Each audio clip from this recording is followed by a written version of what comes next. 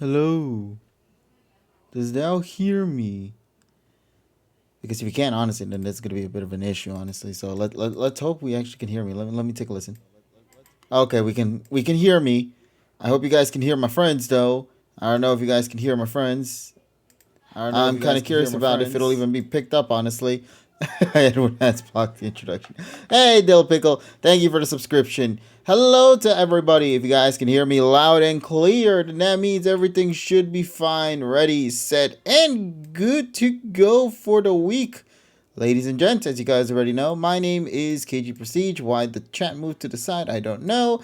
And yeah, welcome once again, everybody, to the PokePod World Podcast. We are once again here in year 2 of 2021 now, and I am very, very excited to talk about this upcoming session because a lot happened in this episode. Sadly, wow, look at that. Sadly, I think this is going to be one of those moments where we're probably going to see something get overshadowed over because of something else. And it's kind of crazy to think that maybe like 1 second of footage might be having about 10,000 more, I don't know, seconds of debate than, say, the actual episode in itself. We'll see how things go. I can't guarantee anything, but I get the strange feeling tonight's going to be a fun session for the week. I'm going to go and hop into the call soon. We're going to see how things go from there, and then we'll work things out. And yeah, well, let's have a fun session for tonight, ladies and gentlemen. So, as I'm preparing things up, I'm just getting things all tweaked out, all good to go, etc. Let me just make sure everything is indeed running fine. I'm going to just hop back into this while I'm at it. And let me know, chat, if you guys can hear me loud and clear, because if you can, then that means that everything should be good. My friends should be hopping into this session shortly. No idea as to when. Oh, there we go. Hold on. I hear somebody in the distance. Oh, hey. Hello. Actually, I think I heard myself for a second. Everything good now? Yeah, I hear you. Okay, good. Let's see if chat can hear you, because I know I had some audio hiccups before I actually got into the stream tonight. So let's see if they can hear you. Okay, you guys can hear her Ding ding nice and clear. time. Ding ding ding ding ding ding ding ding No. ding ding ding. It's not And correct there's the other anymore. one as well. Hey there, TSS. Yep. Just made new unaltered footage video in the last 5 minutes. Ghoul. Oh, hold on, I let me grab know. my water real quick. Meanwhile, I'm over here trying to make an edit, but I had to pause for a bit so I could go and work on of course, our podcast of the week. You know, I Uh, always wanted to try to see if I should do those edits and make them like a live stream just to teach people how to do these kind of edits. you should. Yeah, I just yeah. like to. That would be pretty good because it'll be interesting to see other people's methodology. I mean, I could give a live stream, but the thing is, though, most of the stuff that I do nowadays is just unaltered footage, which is basically me just freaking manipulating Slapping just a audio to song. video. Yeah, I Yeah, did but do a yeah, live it stream. takes an art. Yeah, it takes an art to do that. It's like you need to have a certain Also, you need a thing lot to. of hours on that because that shit can and, take you and up to like patience. 7 to 8 hours just to complete 5 seconds of footage. Oh, and patience too. Yeah, like for me, an average real AMV would take me anywhere between 6 and 8 hours for like 30 seconds to a minute. Yeah, it's kind of crazy when you start Mhm. thinking about just how much effort one has to put in Although to although you actually look at show although stuff like that. although to be honest, if you look at the thing that I just made that in like 8 minutes because I Oh, just really? because I just like felt I thought about it. I had the song in my head and I just put it down and then that's it. Uh, And it I just came to know. be. I know. I remember when I used to make AMVs back in the day. It like literally. I remember taking me sometimes like could take me. I think like the fastest I did was like 1 week, but then sometimes it'll take me up to what 2 months, 3 months, and then I'll just kind of go back over and over, like trying to piece everything together. And it's like, and then half the time I'd be like, no, I'm not happy with that. Then start redoing the scene or something. It's just I remember those days. John over here is saying, "Here's $1 kg for those edit videos." I don't know if that's supposed to be a jab at what's currently going on YouTube with a certain channel, but God, if that is, holy shit, that got me good. I Oh, won't go into holy any shit. detail right there, but Jesus Christ, that story is horrific. I'm gonna say that. But Mhm. anyway, I think I hear somebody else in the conversation too. Is that Tyrone? Is it? It Is it is. How you doing, really? buddy? Hey, what's that? It's all good on my end, and I believe everybody else as well. And I think we're getting closer and closer to getting everybody here in the call for tonight. So, obviously, as you guys already know, how we handle things here on the channel after 75 sessions, we always love trying to goof around for the first hour, talk about things that have been happening within the past week, and then get straight into the review for tonight. Now, here's the thing though, there is a lot to cover, I would say, in this Yeah. upcoming session. So I Mhm. think we're going to cut Oh, the BS shit, hour yeah. and probably make it only like a half an hour talk for a bit and then an hour and a Yes. half for the anime. I think that would be kind of Yes. appropriate because I That's still fine. believe that we'll have like a good half and half amount of time to talk about the episode and then of course the opening, or rather yet a second within the opening because I Uh, know that's gonna be what is gonna intrigue a lot of people, especially for a Yeah. certain individual Yeah. who I think might be the only person I know who might be excited for said character's return, which Okay. we'll talk about then at that point. yeah. So for now, let's BS away, everybody. So how's everybody's night been, Yay. though? Well, Oh, shit. Not just well, kidding. actually, no. I mean, here's the thing. I want to say that I have been really impressed about level 5 lately in the last few months, and I'll talk about that for a little bit because, number one, I've finally caught up to what I like to call Yokai Watch Jam, but it's actually Yokai Gakuen Y. It's actually Yokai Y Academy Close Encounters of the End Kind, which was the series that aired this year Oh. for yokai, and I'll tell you something. Um, they are on point. I wish the PM 2019 writers would take a book out of the yokai writers because they know how to tell a captivating story. Now this builds off. Now this series was more building off of the comedy aspects of the original series, but being just about as dark as the last series, which was Shadow Side. Oh God, And the that was last a arc. drastic 180 for the franchise. I'm gonna say that. Yes, Oh, yes, really? but I will say that that the last episode will be airing on Friday for this arc because they're going to go into a completely separate season after this. They have found a way to make the last 10 or so episodes compelling this final arc of this first season, where I wish the PM folks would actually take take a look at it, and this is how you write a story. This is how you write a final chapter of a battle, like a final arc of a battle, because this was really well done. Um I have to catch and up to it because I don't think there's much subs out there. Are there, or already caught up to subs? Well, I mean, I believe there's still, I think Spectre is still pretty far behind, but definitely some people need to watch that because, you know, first of all, when it first came out, a lot of people were doing the Pokemon comparison a lot, but since Shadow Side came out, and especially in this series now, it's become its own identity, and it's like an action mystery kind of thing, and it really is fun. I feel like I had a better experience watching this than even Shadow Side, and too bad, as people said, it won't be coming out in the West, and it is too bad because it is a really fucking good series. And and having the yokai spirit embodying the person instead of embodying, using it to battle. You can use it to embody the spirit of the person using it. That was a really cool concept, and lots of twists and turns throughout the plot, which makes it even more captivating to watch. But that wasn't the only thing I wanted to talk about, actually. I found out, like, binge watching this, Level 5 as a conglomerate has made a new service. Well, it came out in October, so it's not really that new. It's called Manga 5. And what it is, it's a platform, a collaboration platform where people, both professionals and amateurs, can upload their manga and share it. Now, on the website, they have 9 exclusive manga. and also they had the guy that did. Let me just go to the article real fast here. That were contributing. There was the guy who did High Score Girl, which was Rensuke Oshikiri, and also Jun Fukuyama's original work, which is a voice actor. If you know that voice actor, Jun Fukuyama, he actually did his own stuff.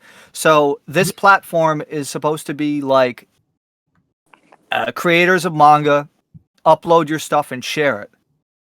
And they actually have a few chapters for free. You should check it out. Of course, it's only in Japanese, but it's manga-5.com. And the other thing I want to say about Level 5 is that their franchises have like the most advantages out of other anime, because the biggest problem that we find with series like, you know, let's say Boruto or freaking, well, in terms of like the whole conglomerate, is that each individual segment of the franchise is owned by different companies, right? Like, for example, for Pokemon, right? Most of the music is done using Sony. Like, Yes. Sony Music is as a label. Level 5, the Yokai Watch doesn't have this problem because Level 5 owns the entire chain. The only thing that they don't really own is the animation, but that's OLM, so that's another thing. But everything else, the music, and even Strawberry Prince, who's done most of the openings and endings, they have voice acting roles in that series. Oh, so Yeah, it's not so- just a one done kind of thing. They actually No, it's like a true collaboration, and that's the one thing that they have an advantage. And they're able to actually use CG correctly because they're a fucking game company, so they can actually write a CG. They know how to do CG game engine stuff and insert it into the anime. They know how to fucking do that. Wow. So, in effect, they have almost complete control of their IPs. So that means that when they mix and mingle, it doesn't cause headaches for licensing. So yeah, So I wish more companies honestly did this. To be fair, you Yokai know Watch how is easy fine. this shit would be if other content out there would like have a much more easier way of like distributing their creations and not having to share this shit across different other platforms. Like I know this might be dumb, but like for a video game like Final Fantasy VII, a lot of the composers and shit are all distributed differently in different Yes. parts of the country. And I never learned about that shit until the Smash Brothers content started coming in with Final Fantasy stuff. And it's hearing about how this shit is like you have to license it from every different parts of the region is absolutely mind-boggling to me. You know, so I'm just like I wish more companies can do something like what Level 5 is doing, where it's like as minimal as possible. To answer some people's questions, the Yokai Y Academy, the game has been out for a while, but it has new DLC, and also last month the physical release came out for both the Switch and the PS4. Unfortunately, we're probably never going to see it in English. Maybe in God knows where we're going to probably see Yokai Watch 4, but the problem is Level 5 shut down their North American. I visited God Nowhere one time. It was pretty cool. Yeah, God only knows. That was a great Beach Boys song. I remember that. That's place. Yes, that place. Yeah. Yeah. Yeah. Yeah, so I mean, like I said, it makes me, after binge watching this, because I've been binge watched the last like 10 or 12 episodes, and I probably watched the last 7 in the last 2 days. I abandoned watching Yokai, I think, after a certain point, and I think it was because of the dub thing. Where they changed the shit, right? Yeah. Changed the voice actors, yeah. Yeah. And I do, and I only watched it dub because I appreciated like the jokes that were put in. They were legit, like they made me legit laugh. Like I like the first joke where Nate is telling Jibanyan to attack another yokai, and he's like, I don't have to listen to you. I'm like, oh, that's funny. What if Pokemon did fight back? So I like that. And then I've always been wanting to collect some of the medallions. Like part of me does want to collect some of like each of the little medallions, at least to the ones I remember, like Jibanyan, Telltale, that little elephant that makes you have to fucking use the bathroom. Fishafont, I think is what it's called. Yes. Yeah. So I do So, there is a catch to it. but I would say, like I said, starting with Shadow Side and especially with Y Academy, they went a completely different direction, like a darker direction, but with still the humor. But like I said, the Y Academy still has more humor. I like that direction better. They actually, like I said, they really like took the whole storytelling and took it to the next level.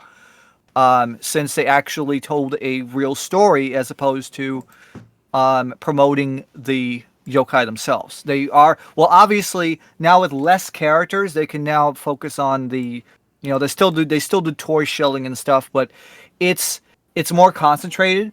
And as a matter of fact, actually, like I said, it makes it more compelling. Dub of Yokai Watch did indeed end. The biggest problem is with season 3, they skipped a lot of episode segments because most of them were based from Japan stuff, like especially the Komasan Tabi stuff, which was like half the fucking things. So they skipped a lot of episodes. The wiki has like a lot of, well, they have which episodes were skipped. Yes.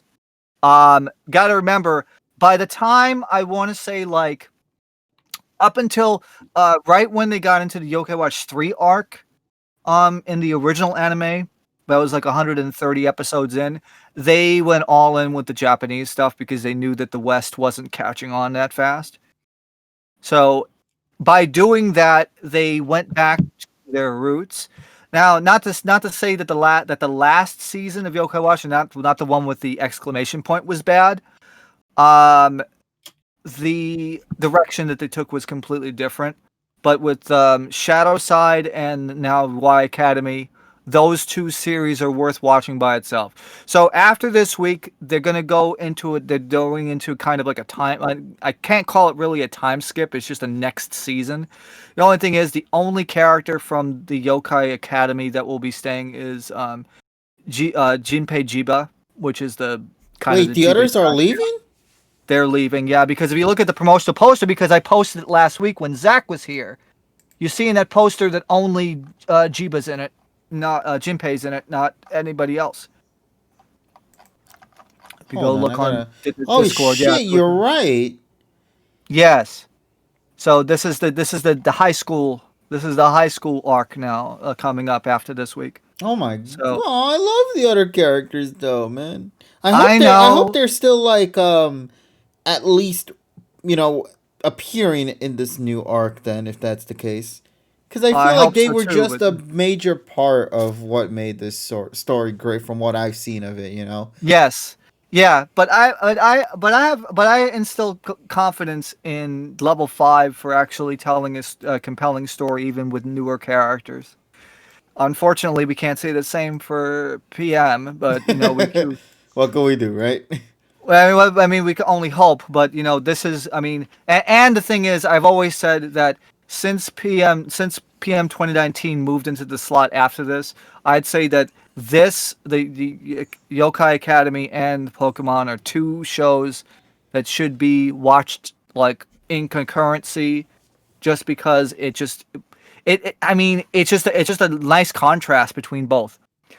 But if you haven't watched Yokai Academy, you should. It's a season that's definitely worth watching, and I would actually recommend it over Shadow Side because I feel that Shadow Side at times is a little bit too dark, but this one definitely finds the mark in terms of comedy, like a great balance between comedy and seriousness, and also action. Definitely worth your time. Huh. Once there comes out more sub episodes, I'll definitely continue to watch more of it because what Red there's like Dragon, very yes. very little amount, but I liked what I saw. In fact, like Yeah. the Red Dragon, opening. I've read the first 15 volumes of the manga in Japanese. It's really good. Yeah, I was just saying like the opening song Gingira Gin, you know that song. Yes, and then the That's other, my then favorite the opening second of one, last year, man. and then this year is Galactic Rendezvous. Yeah, so I'm curious to see where the direction is gonna be. Something to look forward to for certain. But it still sucks though. At the end of the day, that level 5 really is Just not gonna do anything here in the West no more as well. Not well. I don't think they're gone forever. I think I I, think I it's should just say that. like major stuff, like Well, no, they could come back. I mean, I could imagine. So listen, I think. Well, the only other thing is, I don't think the anime series is gonna come back here anytime soon because there's a lot of like risque Japanese gags in this series that won't fly here. I think that was the case for the original series. I mean, I think that's just been the problem with Yokai Watch in general, that culturally it's deep rooted in Japan. I think they wanted to make it international for money's sake, because they wanted to. I know we shouldn't compare it to Pokemon, but they were doing a Pokemon move. That's a Pokemon move. and I mean Yeah. it And even got to I that think they were point where trying to do people that, trying to called reach it the the same Pokemon success. competitor. Yeah. Literally, they would call it like they usually a lot of things turn out well when they go international. Sometimes they're a hit and miss, but they were definitely thinking that Yokai Watch would be a hit, and it was for a little bit. Unfortunately, Yokai Watch is more deeply rooted in Japan, so that's kind of its thing. Like Pokemon, at least Pokemon has Japanese lore behind it, but it's very vague. And I think most of it, they you kind of can distance default it. themselves more You out can of the default it to animals, whereas yokai are exclusively like Japanese spirits and shit. Yeah. we don't know that.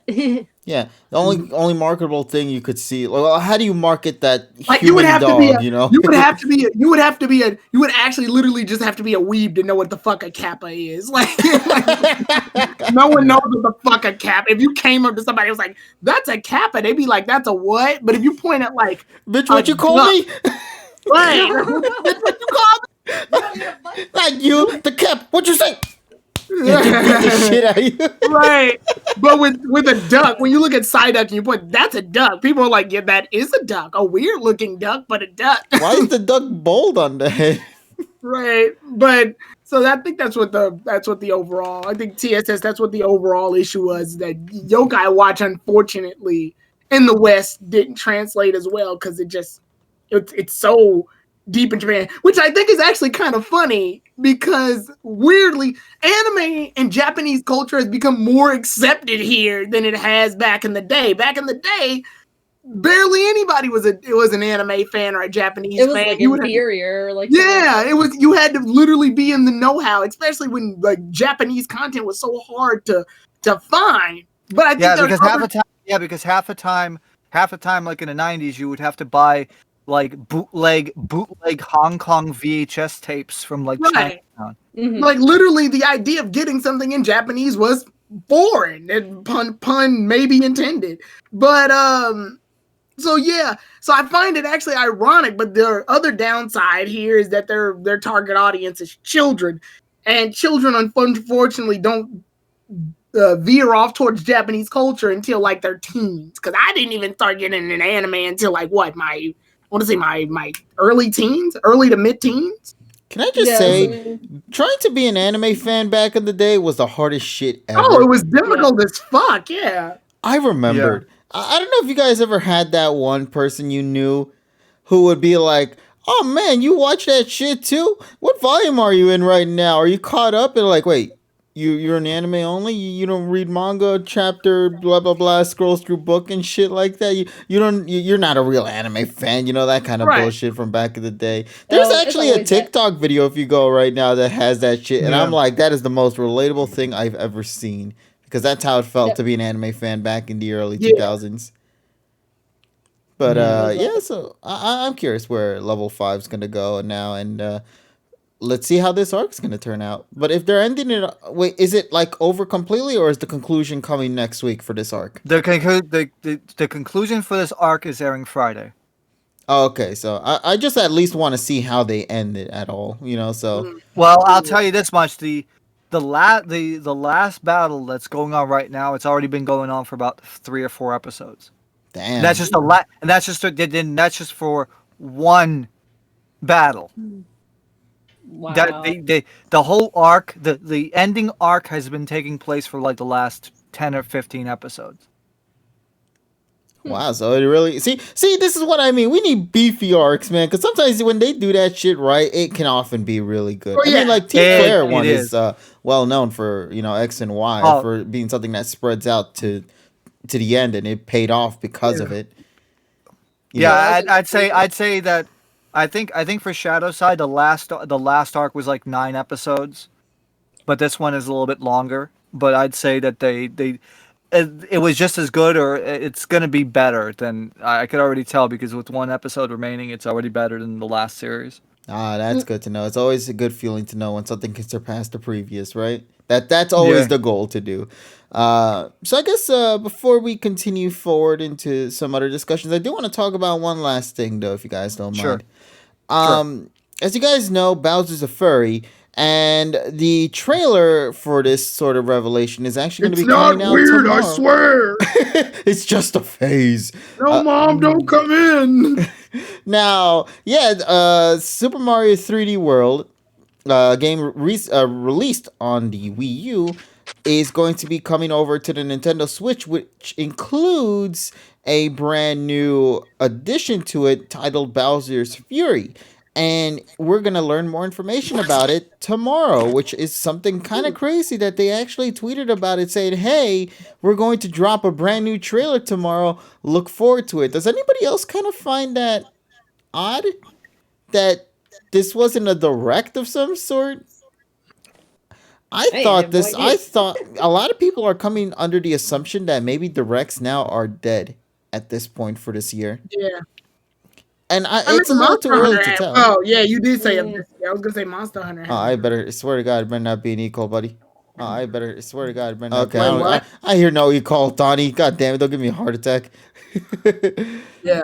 But yeah, so yeah, Ganyu is gonna be playable tomorrow in Genshin Impact, and she's been a huge fan favorite for I need to many. get back into that game. Same here, man. It's not that I don't like the game; it's just more so I already kind of caught up to everything at that point.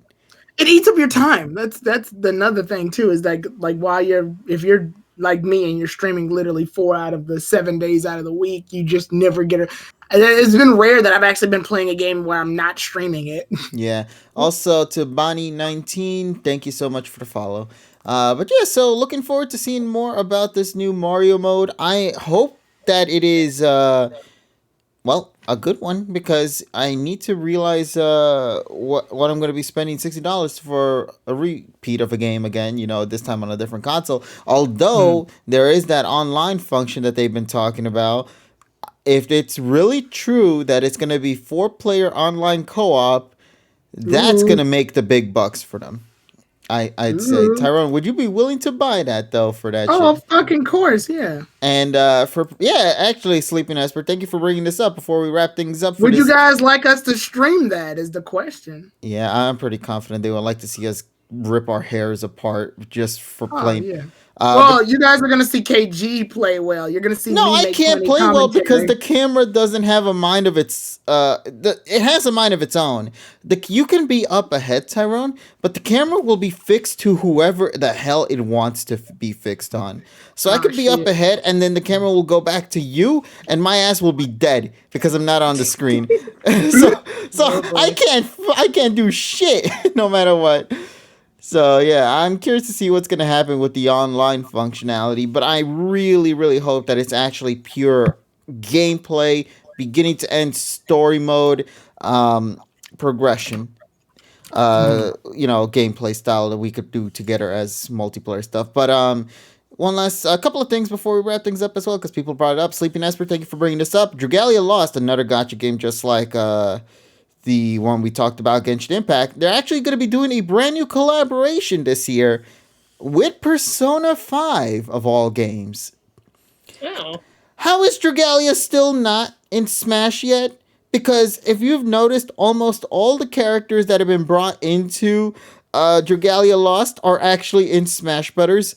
Mega Man, Marth, Crom, just to name a few. And now Joker's going to be in this shit. And I'm like, I can have a Smash Brothers Ultimate team in my Dragalia Lost now if I get Joker. Which, by the way, you're not. I think Persona's been getting in literally every game that exists. Yeah, he's in Sonic Forces. I mean, so. Wait, what? Yeah. Oh yeah, he is. He's got the mask in there. Yeah.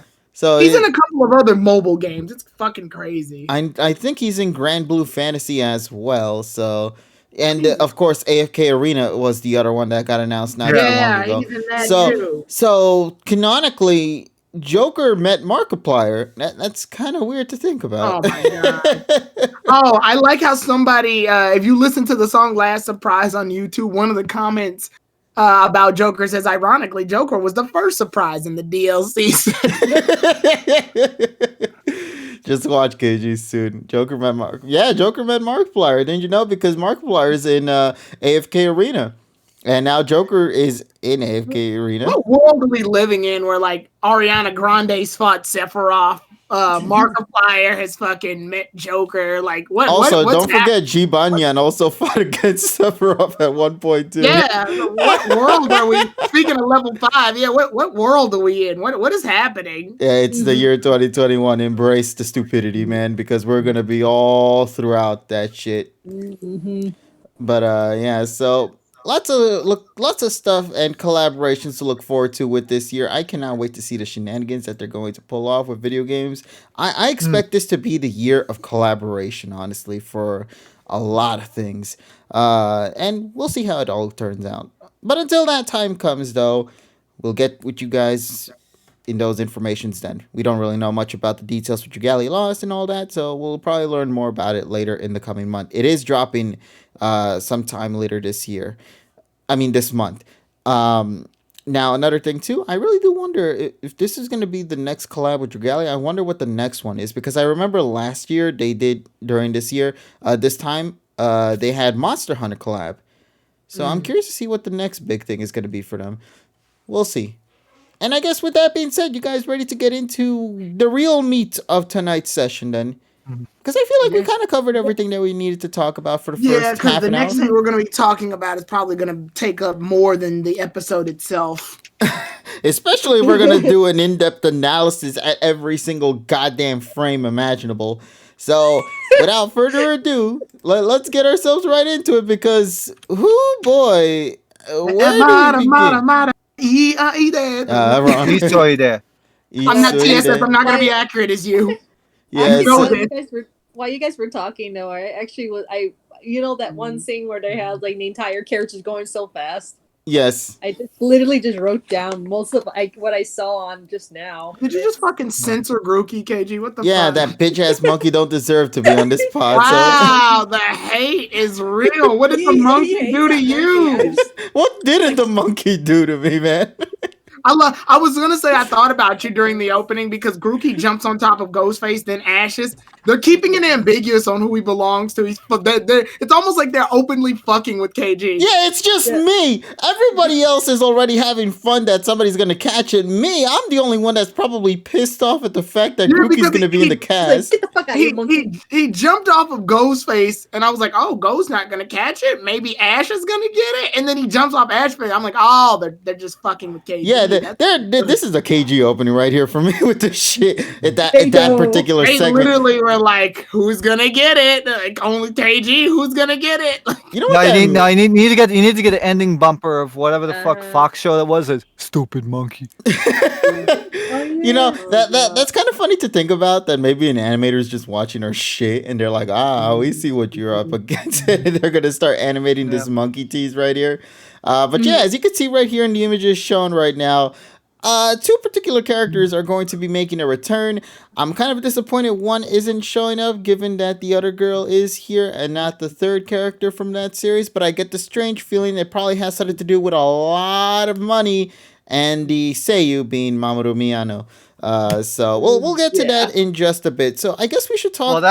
I should say that's bullshit because if you look at it, like half the like two of the people on this is in fucking Osamatsu-san, so that makes no fucking difference. I know, but Mamoru Miyano I heard is like a shit ton of cash. But I don't know how shit is in this, but if they get silent, though, I'll be very happy with that nonetheless. So we'll see what happens for now. So let me reset this real quick. I think it's better if I reset this for just a bit, just so I can Yeah, there we go. Okay, so let's start talking about it from the very beginning. Uh, and here's my big problem already, numero uno. This looks like Ash's. Remember when we made that fucking driver's license Yes, picture? yeah. It was just like that. Except it came out all blue. Yeah. But no, okay, here's my big complaint, numero uno. Why is Lucario here? What the fuck? I'm so Is he not mad. supposed to be? No, What's the Lucario where's show? Gengar? Where's Dragonite? Where's... Oh, fuck him. That's right. Fuck him. Okay, the Oh. TFYK is rating. Thank you for Thank the you rating. so Oh, much thank for you. the raid. Thank Welcome you. to, ooh, from one pod to another. What's up? Hey, how's it going? Thank you guys so much for the Hey, raid. We really welcome appreciate it. Welcome to the PokePod. Strap in. You're going to hear a lot of fuck you, the monkey, in this fucking episode. You're going to hear a lot of the word fuck. Yeah, it's Yeah. for real. But thank you guys so we much, need to and we stop that, appreciate actually. we appreciate the raid. It's always great to I see like stuff this like picture this. of Go, by the way. I want to point that out. Oh yeah, it's Yeah. absolutely great. I I love don't know. everything. Something about that seems very wholesome to me. The one where he's with Sabo. Yeah, just a picture. Just Sabo chilling on the. This, I don't know. This, like, if Yeah, Go's. you'll love this next frame then. Oh, yeah. I was gonna say, if Go's Well, gonna I take over- want to say that I appreciate Leon's vehicle. Some people on I think the Antipoke Discord has said it's the Charizard, or as I like to call it, the Lizardosha, which is Lizard and Jidosha, which is vehicle. So I can't wait for that. Now, if they call it the Lizardosha, I'm going to like high five my own hand because I have no one else. Because you called it. yeah. Yes, because they're gonna see what he's gonna call it. Yeah, They're let's gonna see. call it the Brastabana. Now I have to ask though, as we're getting through this more and more, let's go back to the thing I brought up before. Lucario. What do you guys think about the fact that Lucario is really being pushed a lot for Ash's, I guess, Oh, I knew main they were gonna do ace? that. That's about as surprising as rice going with beans. I was just about to say that's just like the spoiler that grass is green. Like the fuck. Damn, Yeah. man. I know, it just feels so weird. I don't really understand why. KG, you knew this was gonna happen the minute Ash got that Riolu. You fucking knew it. But I didn't want it to be this We all way, knew man. it. John's probably fuming in his fucking bed right now. Hey, Treman, how you doing, buddy? Hopefully everything's all good for you over there. But yeah, so JPR, I don't know where you at right now, but I know you're fucking like Yeah. fetal position in your bed right now, fuming over the Lucario love that's happening in the fucking yeah, he series. stopped watching the series after the. Right, because they kept saying hold this L real Yeah. fast. Oh man.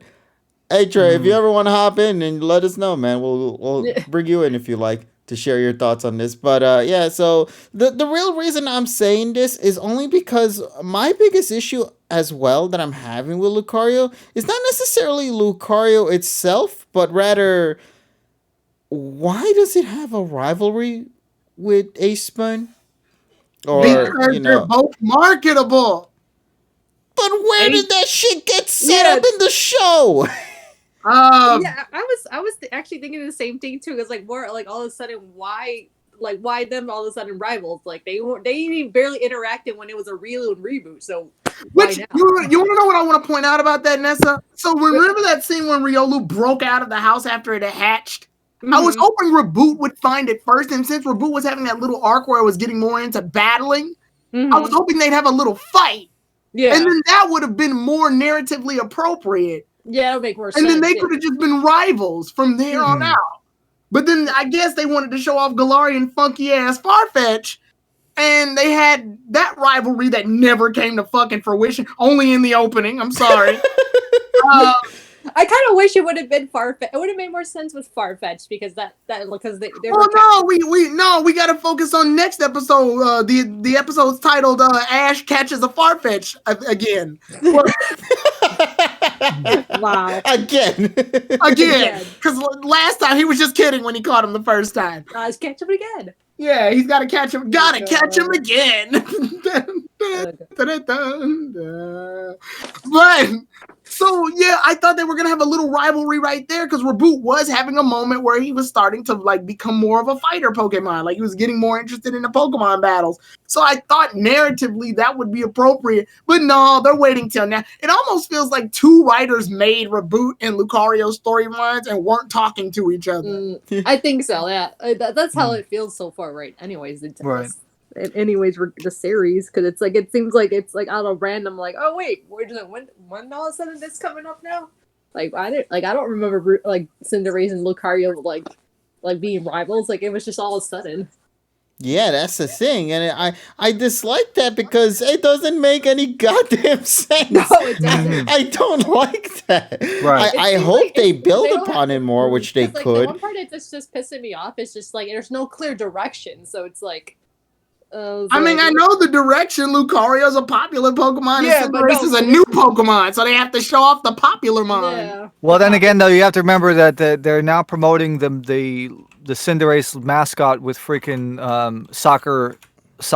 youth soccer programs in I mean, Japan now. Oh, Yeah, TSS, can you help with the trick? Yeah, let me see. Oh, you want me to drag him in? Yeah. All right, let's I mean, drag him. yeah, but I know they're. There he is. There it is. I know their direction. It's your wallet. That's where the I know direction it's money. is. Now, before we get any further, I just Yeah. want to talk about the music side real fast, and then we can go into the Yeah, next go part. ahead. Because I know Polly's not here, so I gotta talk for two people. So first of all, out of the three versions of 1, 2, 3, I believe this is the weakest in my opinion. I'll agree. I Um, like the second one more. The because musically it's kind of bland. It's very synthetic sounding. Mhm. Yeah. It doesn't give the same charm. Also, it's in D flat major, which is a very weird key. The original's in C. The last opening was in A. I like it in A better. D flat. The only song that comes to mind that's in D flat is freaking "Sacrifice" by Elton John, and that did. Oh, you want to Can know I the say real a reason? short thing? What? I was gonna say, you want to know the real reason why this opening is the weakest? There's What? no clap segment. Well, yeah, there's no claps, Can but I say something from someone who's ignorant and doesn't know music at all? Sure. yay. Okay.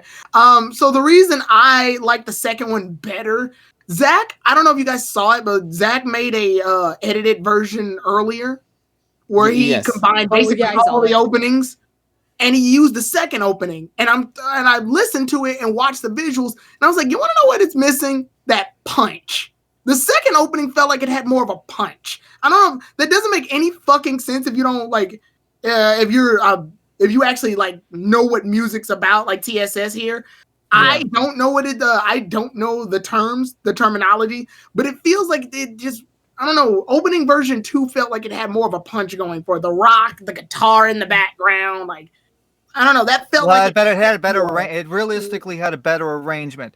The other thing about this is that I also hear people complaining about how many versions of 1, 2, 3 that we have already. But if you go back to the original series, remember we had 5 versions of Masase Pokemon Master. We had Masase. We had Masase Pokemon Master. We had Masase Pokemon Master, the original 97 one. We had Masase Pokemon Master 98. That was one movie 1. We have Masase Pokemon Master 2001 by Whiteberry, which was on the TV series. We have Masase Pokemon Master 2001 for movie 4, and we have Masase Pokemon Master 2002 for movie 5. Hey, So we people had- complaining. And don't forget the so people 20th anniversary one. Yeah, but I'm Yeah. talking about strictly the original series because that was also named Pokemon. Oh, okay. I mean, and hell, yeah, and that's not even counting the other series. Yeah, we're talking about five versions of the same opening in 5 Yeah. years. I We had God remember pretty close to it. Diamond and Pearl and X and Y. Yeah, I was gonna say we had God Together knows did how many 3 versions times. of. And then X and Y had like the vote 3. We had 3 different. Yeah, we had 3 versions of Evo. Yeah. Yeah, and together we had 2 together 2000 together 2007 together 2008.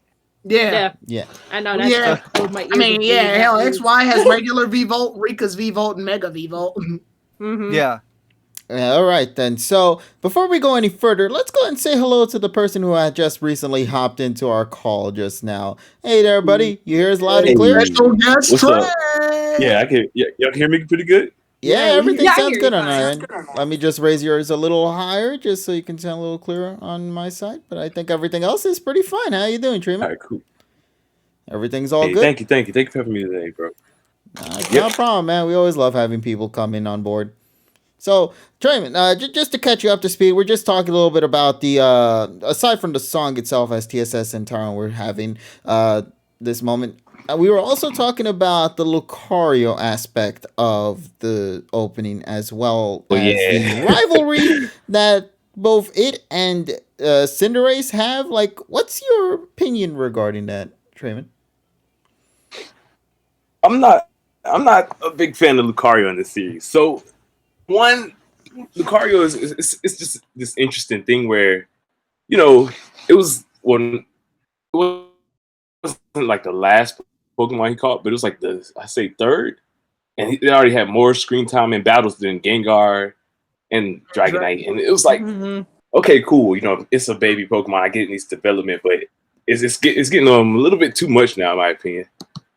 Especially, you know, with this whole rivalry with Cinderace, it is kind of weird. I know they tried to do something in episode 48 where, you know, they were like butting heads and stuff, but I don't know, it just kind of feels forced in my opinion. Yeah. Yeah, I agree wholeheartedly. Yeah. It's just something that it could have been something had they done something, but they didn't. And now we're stuck with what we have here, which is a Lucario, which great. I'm happy you have it, Ashy boy.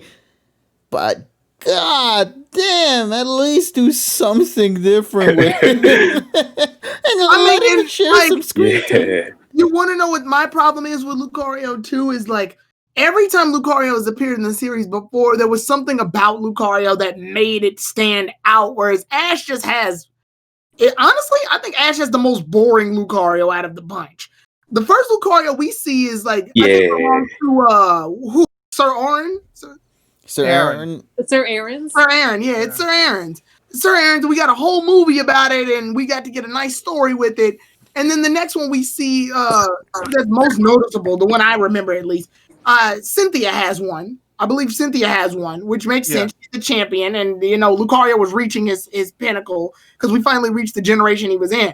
Don't and forget then Maylene, I think that's her name. Yeah, Maylene had one too. That's right. Hey, Maylene's was awesome. And and then we move on to Gen 5, and Gen 5, Kotetsu has one, but that's only because he has it in his battle with Ash, but we get to see it evolve from Riolu in the heat of battle of the league. Yeah, it bullshits its way to beat Pikachu, but at least it's known for that. Then in Gen 6, we get Mega Lucario in the form of Korrina's, which went through a whole story arc where it freaking bit Korrina in the fucking arm because it was being rebellious, but it learned to become better. And don't forget her grandfather's Lucario. Right. And then, like, I think Lucario sort of chilled out in Gen 7. I think Kukui had. We got Kukui's. Yeah, Professor Kukui has one, but didn't it get stomped? No, it fought against Naganadel. Oh, it fought Naganadel, so at least had a cool looking fight. Here, and Gus Lord too. Here at this point, we're sort of Lucario'd out. Nobody cares. And what's so bad too is we had Korrina's Lucario return. And God. Dragonite defeats it. It's Mega Lucario, and it's so weird because they want Lucario to be Ash's ace, but Dragonite clearly beat us. It's Mega Lucario, so wouldn't Dragonite make more sense to be the ace? I'm just saying because it kind of devalues Ash's Lucario. He's not gonna Mega Evolve his Lucario either. So what's the point? I can't wait for Korrina to come back and get her Mega Lucario whooped by regular Lucario. Oh God! I will fucking throw this show in the garbage if that I will record myself losing my fucking mind if that happens. I'll join. I really hope bullshit. I really hope Korrina's come back and win. Like that's what I'm hoping for. Oh, Korrina's gonna come back and her Mega Lucario is gonna lose to a fucking Metapod. Like goes Metapod. I hate this stupid ass show. Like, are we gonna go really off the wall? Those freaking giant ass Pidgey from Johto. I'm like, Graplock beat it, and Graplock's not even a pseudo legendary. What the fuck is, man? What is this show? Oh man. Good writing. I wouldn't be so angry about it if As I mentioned, maybe they should get some of the people on the Yokai Watch team to fucking write. Hey, it. at least they probably knew should. to make an extended arc rather than the 4-episode arc, so I'll I give them will. that. I wouldn't be so angry at it if Korrina's Lucario didn't have an entire arc. Yeah, building this like strength and Like they character. literally have 5 episodes dedicated to Korrina mastering Mega Evolution. That's 5 fucking episodes, longer than The Darkest Day. And then, great of course, gym the battle conclusion and the episode. And fight then itself. the gym battle. So that means Korrina took more time to develop her Lucario than Ash spent saving the punk-ass Galar region. Oh, that's a good comparison, Kuro. Lucario is the Jiren of journeys. All power, no substance. Like, that's bullshit. I hate his personality too. Like the way he was acting in episode 48, the one with Cinderace, it just I don't know, He's I just trying didn't to like be how so cool, but he Yeah. just comes off as like a cocky ass man. It It's had kinda more like cringy. personality- Yeah, It had more personality when it was trying to pick a fight with everybody as Riolo. Yeah. heck yeah, definitely. Yeah, he Yeah, kind of it was- reminded me of They like took that Scrappy away. Doo, is like put him up, you know, and everything like that. Yeah. Come on, let me at him. It was kind of like, Scraggy, like Scraggy's attitude. Yeah, or Scrappy. I was saying Scrappy Doo from Scrappy Doo. I know you were I talking mean, Scrappy works too, though. realistically, the Lucario, the Lucario to me is kind of like, he's kind of like the one guy that hangs around the coffee shop and he's trying to pick fights with people, but he has nothing. He's just all talk and has nothing about him. It's like the people that the guy that complains, oh, you're fucking sitting at his seat, but he does nothing.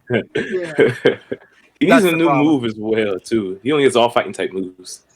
Jake Oh created. yeah, I didn't even think about He that. needs to be. I want to say that Lucario needs his ass handed to him so it can it can actually develop more as a. Yeah. But that would require it losing against B, and they already tied against B when it was Or Riolo. Korrina. Yeah, or someone else. Could lose Doesn't to have to Korrina's be. Mega Korrina Lucario. could come back and kick its ass, and I'm hoping. I'm hoping that Yeah. happens. I'm hoping that happens. At this point, I'm very weird about it because the power scaling's all fucked up now. But I want Korrina to come back. Like Kuro better. says, "What if we bring back Maylene's and her Lucario? That I way, don't know what we could possibly do with it, but No. Yeah, I mean, it's a different Yeah, I feel character, like- so you don't have to worry too much about that loss then, or win, whatever happens there. This picture actually makes me want to go on a side note too. What's up with the dot eyes that Pokemon's been doing recently? Oh my god, it's so adorable, man. The one they had in this episode was so cute. Well, hey, at least it's better than Sun and Moon where it had no eyes. It was just a void yeah. blank face. Yeah. Good boy. No, I would say it's kind of like unintentionally doing the Ditto aesthetic without putting it out there. Yeah. The reason why they do that is, first of all, Tyrone, it's hard to draw the details on a much smaller... I thought you were just gonna say it's hard to draw. That's it. To be fair, this new series, I think, is with a lot of brand new animators. The artist can't draw. The thing is though, and then there's a lot of them I'm noticing from like other parts of Asia. It's not just Japan. That's not just Japan and Korea. We're talking about OLM Asia also has like Malaysia and Indonesian. Oh, I just wow. imagine all right, Well. guys, for this episode, we need Ash to and go to catch fossil Pokemon. What's wrong with him? That's our artist. What's he been doing? He's been staring at this paper for 5 hours.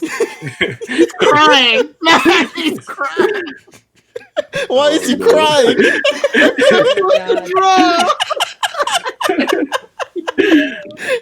Oh, snap. I can't fucking draw. How do you get the job? Mhm. Got him from a cereal box.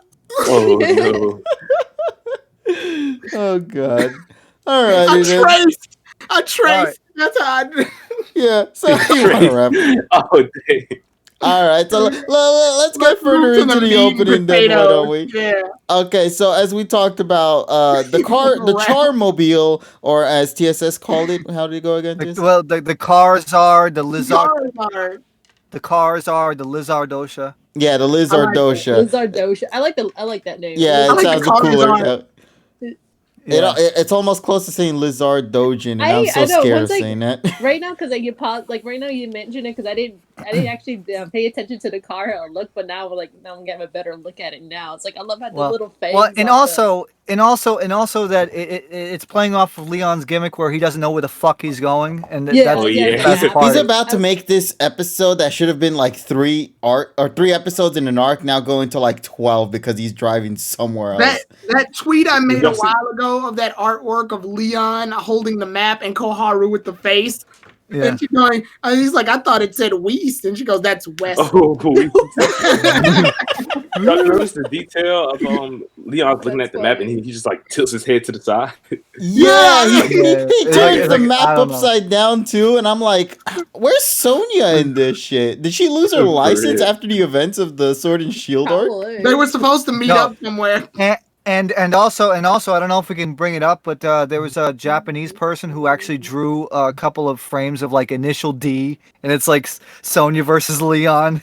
Oh, Oh, yes, yeah. I saw that shit. Well, first of all, that's a 3-page comic, if I'm correct. So I don't think I can bring the whole thing on that, but it is absolutely great where Leon just like dashes the car off the fucking metal Yeah, part he and does fucking no, he does the fucking inertia drift.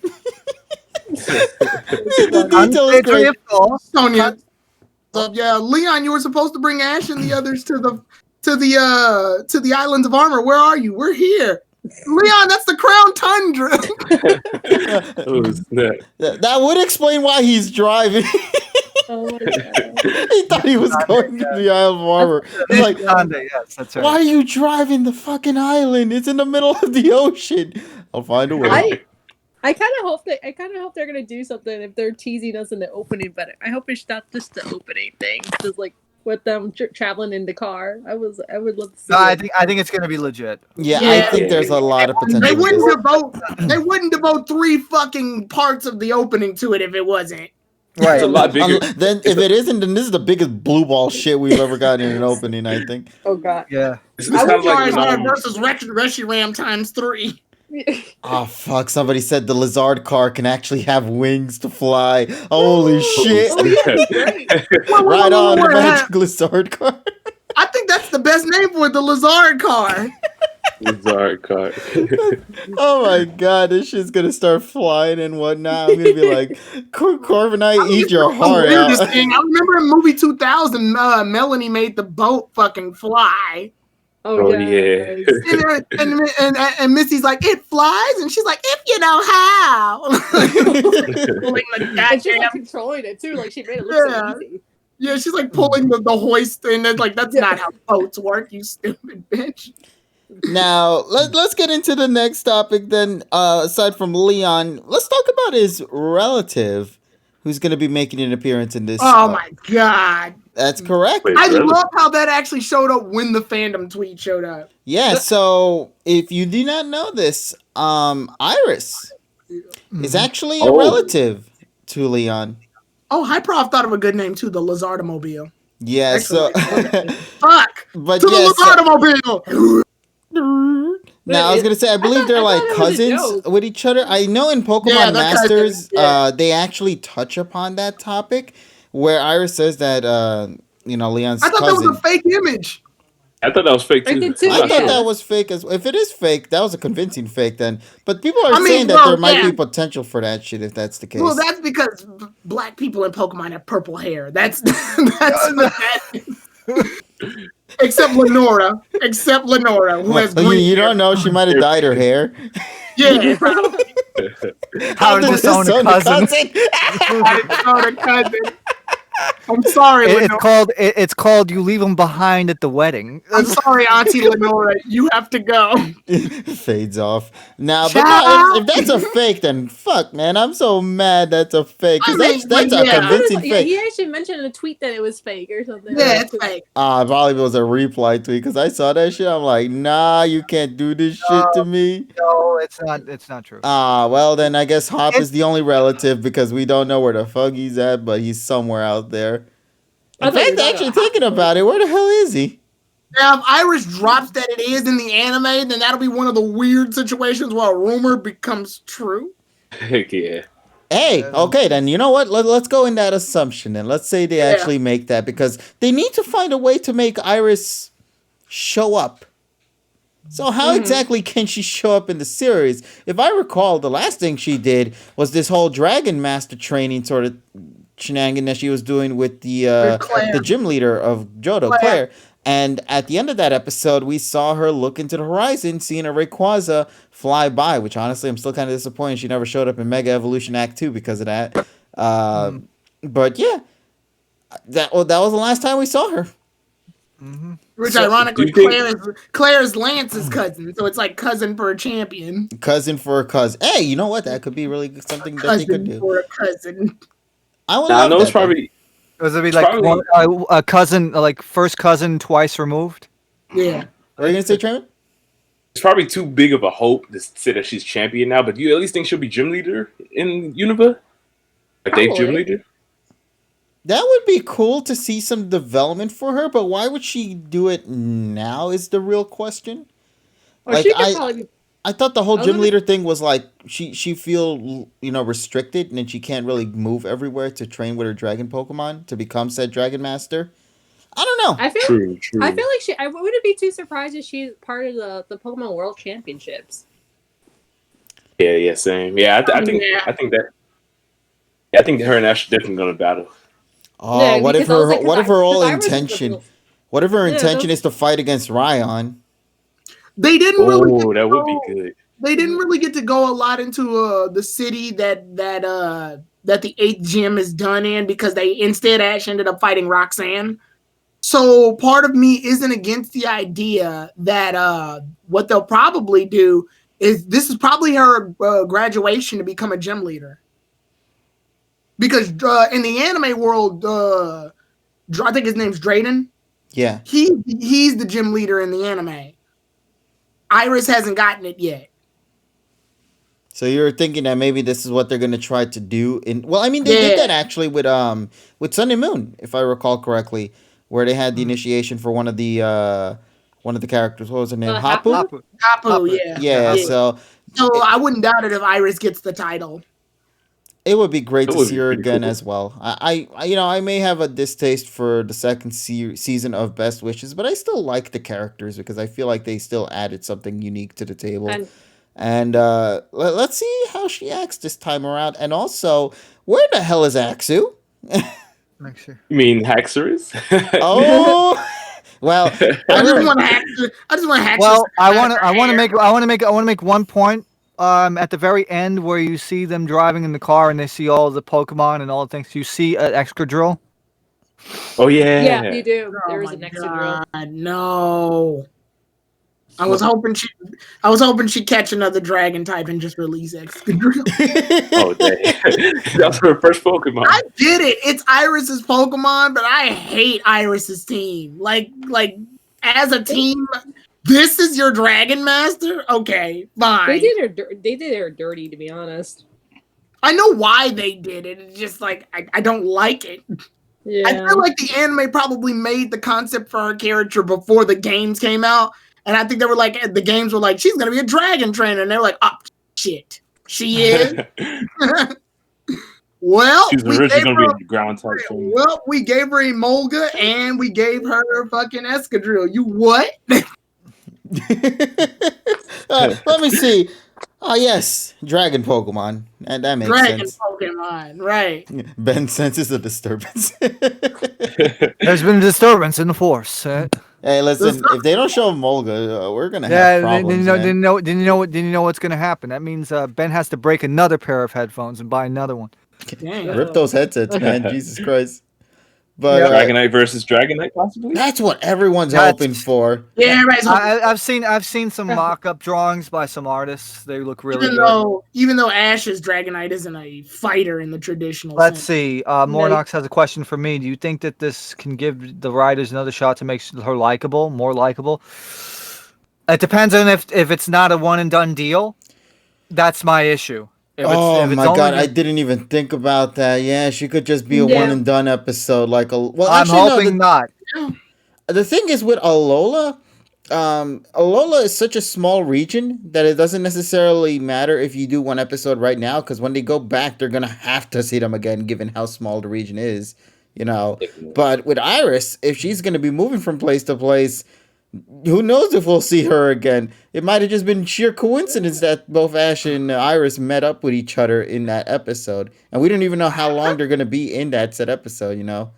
I was wondering like now you know how like Iverson like appeared like without the other characters that Asher has seen so far or like and then they come back, so I'm kind of wondering, the question is if if they're gonna come back more than one episode, if they're in that portion where all the characters that they met Well, like considering that, you know, I think the writers are starting to go into another direction now. I think in the second season they're more willing to take more risks and more character development, because they realize, okay, we have now done what we needed to do to establish the backstory. Let's see what we can do in here. But like I said, if they don't do anything in the next like 10 or 12 episodes, and this is going to become another Sun and Moon situation, and I really don't want that to happen again.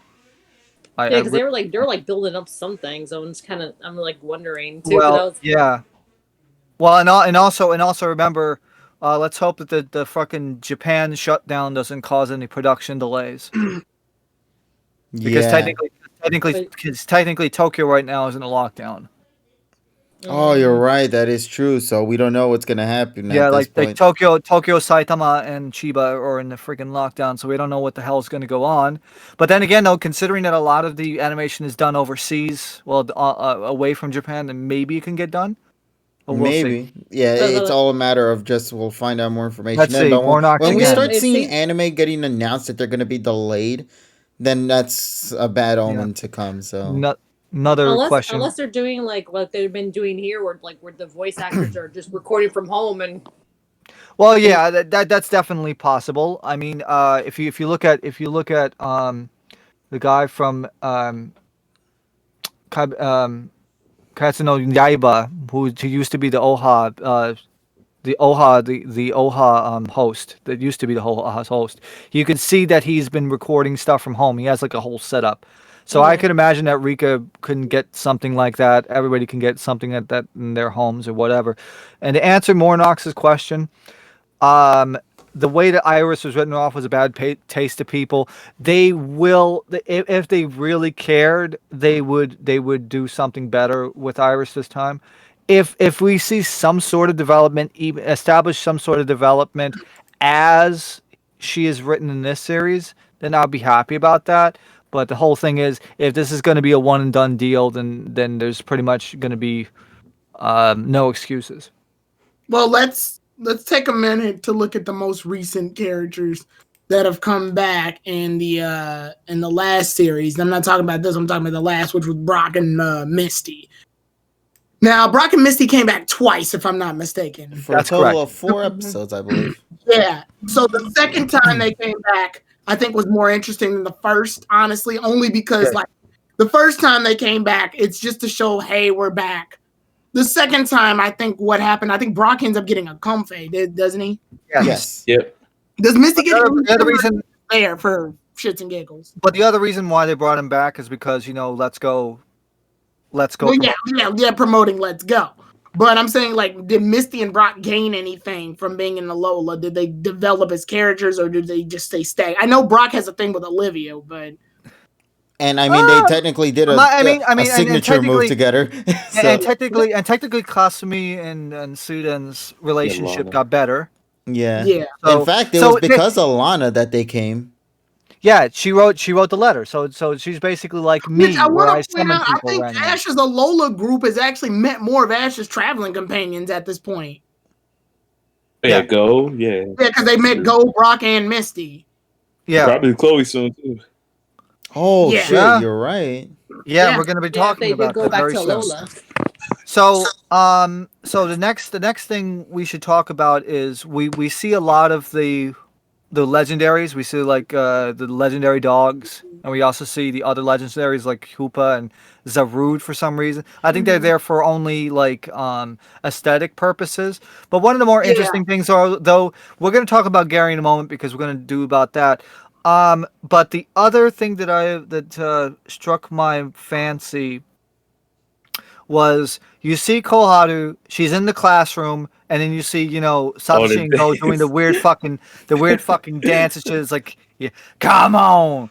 Chloe, are you okay? Are you okay? But you see that she looks down at Evie, and Yeah. then she makes a decision that leads to the episode as well. So that's how you can tell that I think Koharu is changing her plans. Yeah, she's ditching school, guys. Yeah, character development. Yeah, let's go. Cool. Yeah. So with that being said, let's talk about Shigeru. Let's talk about Gary because because me, Tyrone, and Polly did a reaction live. Yeah. What Which part of probably it posted on Twitter. Oh, Yeah, she but- squealed. Yeah, she did. But the other thing was we later on, because we didn't record it, we were talking about this is based off of the design of Blue from Heart Gold Soul Silver, Yes. which tells me maybe I don't know if he's going to be stopping. Maybe he's stopping the research thing and just doing the Vermilion Gym. I'm sorry, not Vermilion. Sorry, the Viridian Gym. Viridian Gym. See, both start with V. So I'm interested to see what it is. And remember, the last time that we've seen Shigeru was in freaking Diamond and Pearl. And Yeah, that's he like just 10 got years stuck ago. there. Yeah, He it's kicked like- his ass. He saw what was it, Hunter Jade die. Yeah, he saw a woman die. That was the last time we saw her. Dang.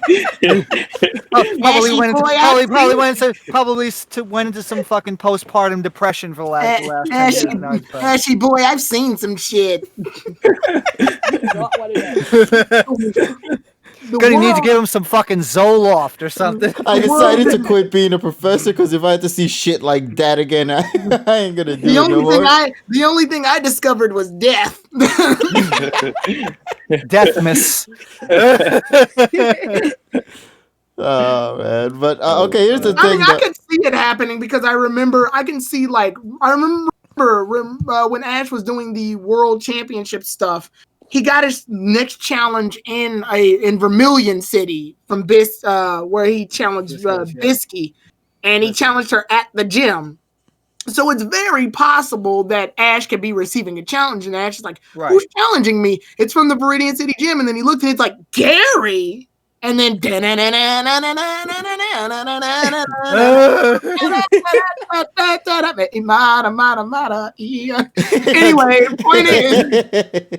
point is, I think that's how the episode should start. If it doesn't start like that, I'm kind of pissed. But No, they'll probably do something like that. yeah, Yeah, definitely. Okay. But I'm only hoping for a couple of things. One, now you're gonna fight fucking Gary. here's the issue I have because I like that Gary's in here, but I Yeah. don't. For some reason, I'm kind of concerned how they made him look like an asshole in this opening because that's when he's best recognized, unfortunately. But that's like seasons back. yeah, and his character developed to where he still has a good rivalry with Gary, and you love and appreciate that. But they respect each other as well. They really become close pals. So I hope he doesn't lose all of that because I it's don't been think a so. decade. I don't think He so. could still be like, he could look mean, but then he could probably be in a teasing manner. Oh yeah, he could still have that tease attitude when they're outside of the battle arena, but when they're in the battle Yeah, floor, so that's when I'm- his real battle personality shows up. He teases go now. Yeah, there we go. Oh hey, listen, he needs some new. Hey, and going back to Go for a second because we kind of made a joke of it a couple of days ago. It's like, Iris always says "kodomone," right? Imagine if Go says it. Go says it, and Iris is like, that would be the best. That would be the best writing of that series if they do that. Yeah. Heck yeah. Yes. I think Goggle, we've gone through all Goggle, we're not main gonna see points. those damn cheerleaders. They're all They're fired. dead. Yeah, they're dead. They're gone. They're all fired. Fire Gary is a ditched him. cleaner word. Gary ditched them a while ago, like in Johto, right? Before Yes. the end of Before Johto, the- yeah. Before, yeah. Like right when he lost the league, right when he lost the Indigo Plateau, I think he ditched them. Yeah. But they ditched him. Yeah, probably. Yeah. Yay. Damn, man, that sucks for the poor Gary boy. But Mm. I'm excited for him. He's been a character that many fans have been waiting to see come back. And it's just kind of crazy to think that both Iris and Gary are the two that are returning. Mm. Like, out of the two characters you would expect to see come back, it's those two. You know, I don't think, like, a lot of people were thinking X and Y is the next one to come in with either Clement, Serena, Bonnie, you know, Yeah. or Silent and Iris, you know, given that they're both the BW cast. Hell, Yeah. even Dawn. And it's not. It's Iris and Gary, Well, Mother Effing Oak, and I'm happy for it. well, I love the surprise factor of this series. It throws what you would off guard. really be more surprising is they're gonna shadow drop Dent, and then people gonna lose their shit Oh man, because maybe, just maybe, they learned that, okay, maybe we shouldn't freaking spoil everything, even though we see freaking Galari and Ponyta. But I think Silent's in the most on-screen crossovers. Well, away from Ash crossovers. that's right. Yeah. That's correct.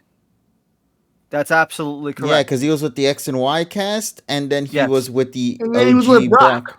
Yeah. Yes. He might be in a lull Literally, right now. Brock for all has we met know. every companion that Ash has been with, except Go. Except Except going Go. So far. Chloe. Well, yeah, so far. So But far. if we're going up to Sun and Moon, Brock has met every one of Ash's traveling companions at Oh wait, least once. he never met Iris though. Well, shit. Well, yeah, you were. Well, I'm saying like he met someone from each series. Oh, He met, okay, yeah. yeah, he met a companion from each series. Most people from the Yeah, he met Silent. He met Wait, he met somebody from X and Y? Well, I thought the X and Y was the series that never got in I continuity. said he met the most. Okay. the most of the remaining Yeah, series. so everyone minus Gen 6 and Gen 8. Yeah. Damn, Yeah. that sucks then. Yeah. Yep. Okay. All right, so let's move on into the next topic then.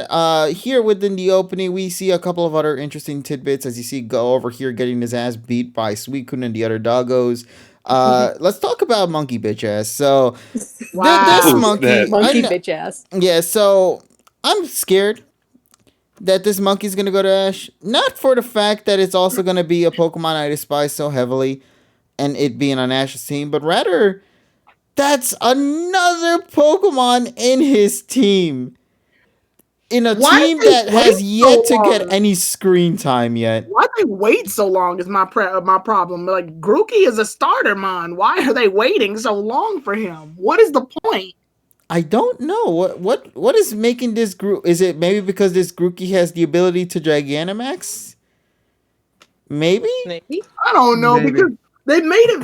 I know Pokemon usually does that thing where they really want to get all the starters together. I mean, I know they're not doing the Pikachu shorts anymore, but they do like to do this thing where they have Pikachu plus the starters together. They did it in Sun and Moon when Litten wasn't even on Ash's team, but you could see that Litten was joining Ash's team at some point because of that special. They did it again in Sleeping Spur makes the 100% correct point, but that's the whole thing. yeah, and then in XY, oh yeah, because Sobble and Scorbunny are more popular. They did it in XY where, you know, obviously each trainer had a starter, and Best Wishes they had Ash just catch all three. And Diamond and Pearl, I think they had Ash have Turtwig, Dawn had Piplup, and Paul was supposed to have Chimchar, and then obviously you knew what happened later. Hmm. And then I want to say, what did they do before that? In AG, they did the same thing they did in XY, which yeah. And then in OG, they just had Ash get all the starters again. So they usually are big, like, let's get all the starters together thing. They have kept Grookey on hold for like, what, 50 episodes? More than 50? Yeah. It's weird. Especially since Scorbunny's already at its final form. I assume Grookey will appear after Sobble evolves. So it'll be like a Pokemon trainer deal in Smash Brothers where he has like one for one of each form. Yeah. Oh, so you're telling me especially Sobble's going to evolve into... Yeah, especially with the newest episode title, Maison Impossible. I don't know if y'all seen that yet. Yeah. Dun, dun, dun, dun, dun, I can just imagine, like, literally the next episode is Grookey's debut, or maybe a little later. Yeah, it's still too early to say. As of now, we don't know much information regarding that. I know we're focusing right now on Farfetch. Then there's the Sobble Oh episode, yeah, and then there's some weird vegetable episode as well. I think. Oh my God. So that's something we're gonna have to wait and see. So anything else you guys want to talk about from within the opening itself, or you think that's pretty much everything that we can cover? I know there's that whole segment at the very end where they highlight like all the new characters and then like old characters that made an appearance in Journeys. I remember Because if you Nessa look, said she wrote down I every kind of fucking. I was actually working. I was just curious as how many are in that segment, but I'm pretty sure I missed some because I was doing it a bit earlier. But I already wrote down like 185 characters oh for my Pokemon. god, I Yeah. understand people. you Just a really, couple you of new really ones. did a full on analysis on that. I didn't even like. I only paid attention to like four, and that was the Sun and Moon cast because Mallow, Lana, Burnett, Kukui, and their kid were present in that final shot. I found Sophocles too. Oh, but he's Sophocles is kinda- there too. It's like he's like very very hidden because it's like so tiny. So there are like some parts are like super tiny that you can miss it easily. Like, but that was just. But yeah, I did see him. I was like, because I was like, oh, Sophocles is in here. Like, I think it was before. Yeah, it's one of those things where you need to put it in the video editor and go frame I by don't know why the hell they decided to do a Smash Brothers. Everyone is here at the final part of that open. Also, Jesus I'm running, Christ. and also I kind of ran into some characters like I have no idea. I don't know if they even appeared yet. So like, 'cause Yeah, like I just the did a quick Garshu. review because I was just putting like one of them I put on here like there's a boy in Corsola like shorts, and then next to the Corsola I was like pointing where I found it. And there's like one I wrote on here, fisherman's hat that's right by the Pikachu. Like yeah, because I didn't know their names. And I Yeah. don't know if like they made a debut, but and Bless then you, there's that person. and then I found like a pink girl that's with the yellow next to the yellow blouse trading next to the trading machine. Like Oh, that was from the haircuts episode. That one. no, yeah, I was like, but I was like, I don't, yeah. There's like, Oh, the I don't, bug chick, yeah. yeah. And then recently, and I did find those two characters that there was recently in the last episode, the fossil episode. Yeah. They're in the opening.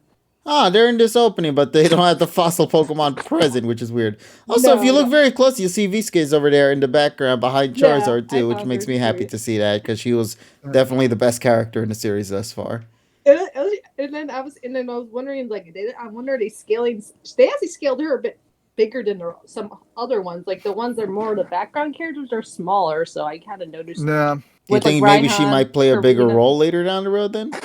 Maybe I don't know. I would hope so, because like I said, she's definitely one of my favorite characters in this journey so far, and she was and she has the best fight in the series. So I mean, sadly, that's kind of sad. yeah, it's not sad, but it also gives a good impression, though, man. Yeah, no. But I hope so too, because I was kind of wondering, like, ever since like she made her debut, I was like, well, she's in the Vermilion City, so it makes sense her to run into her again, like you know, like, so that's why I was, and so that's why I'm kind of hoping like some of these other characters, if they're trying to bring her back, like Iris and Gary, I'm like, I hope they just have more than one episode, not just like that one time. Yeah, and you know what would have been a great episode for her to have come back in? Zapdos. Yeah, exactly. I was so mad. You Yeah, have that's no a idea missed how mad I opportunity. was because it would have made sense. I'm like, well, she'd probably be going after the like Zapdos. Yeah, or maybe not I going, but would trying like to see her fix in the a raid issue. battle. Yeah, in a raid battle. And the raid battle would have been better. Like they could have just added some other characters besides Team Rocket. I would have been like. Speaking of raid battle, I wonder if they're ever gonna tackle that like Go Gym that they were making in episode 3. Yeah, remember that? Yeah, right, the Go Tower. Yeah. I was wondering. Yeah, they never tackled that ever again. It's like, what the hell? Nah. See that's the meme of that place. That tower will never be fixed, even in the anime. That shit will still be working with those Machops still stomping on the floor and trying to set shit right. You'll never see that get completed. Oh yeah, as people mentioned in the call earlier ago about that Ponyta, that is kind of weird that Ponyta's in the opening before. Yeah, there is Ponyta and also Rapidash, Galarian forms in it. I think there's also Palpitoad there too in the background. It's behind the text, so you sadly can't see it, but you can see like the little head right there, I think.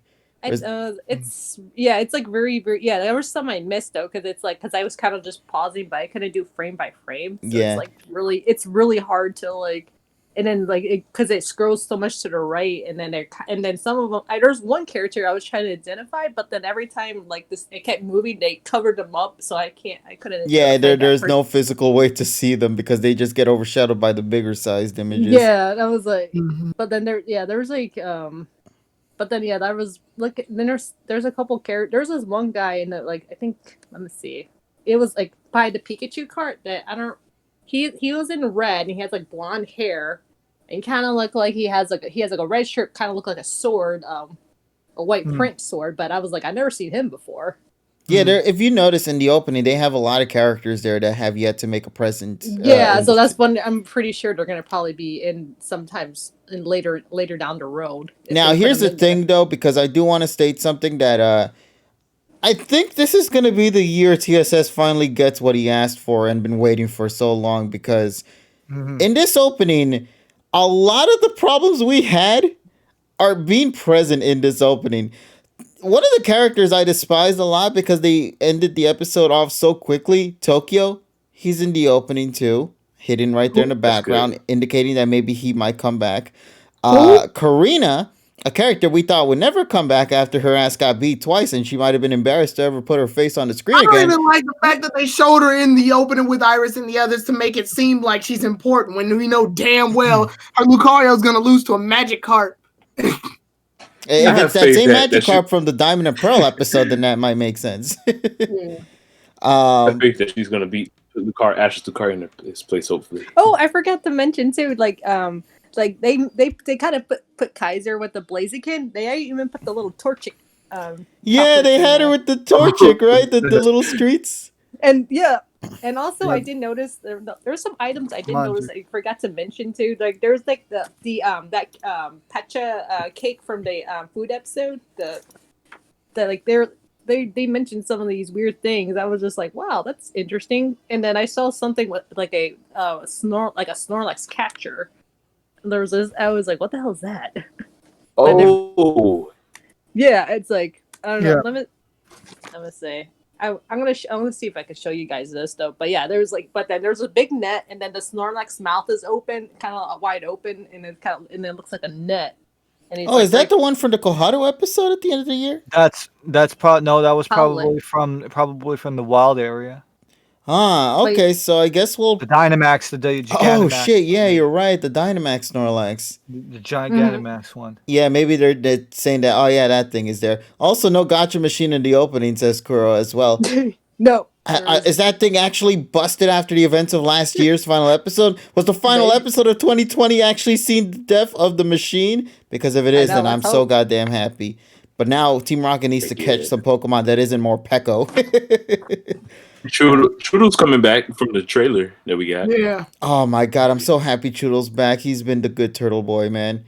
Yeah, he's like Chudo.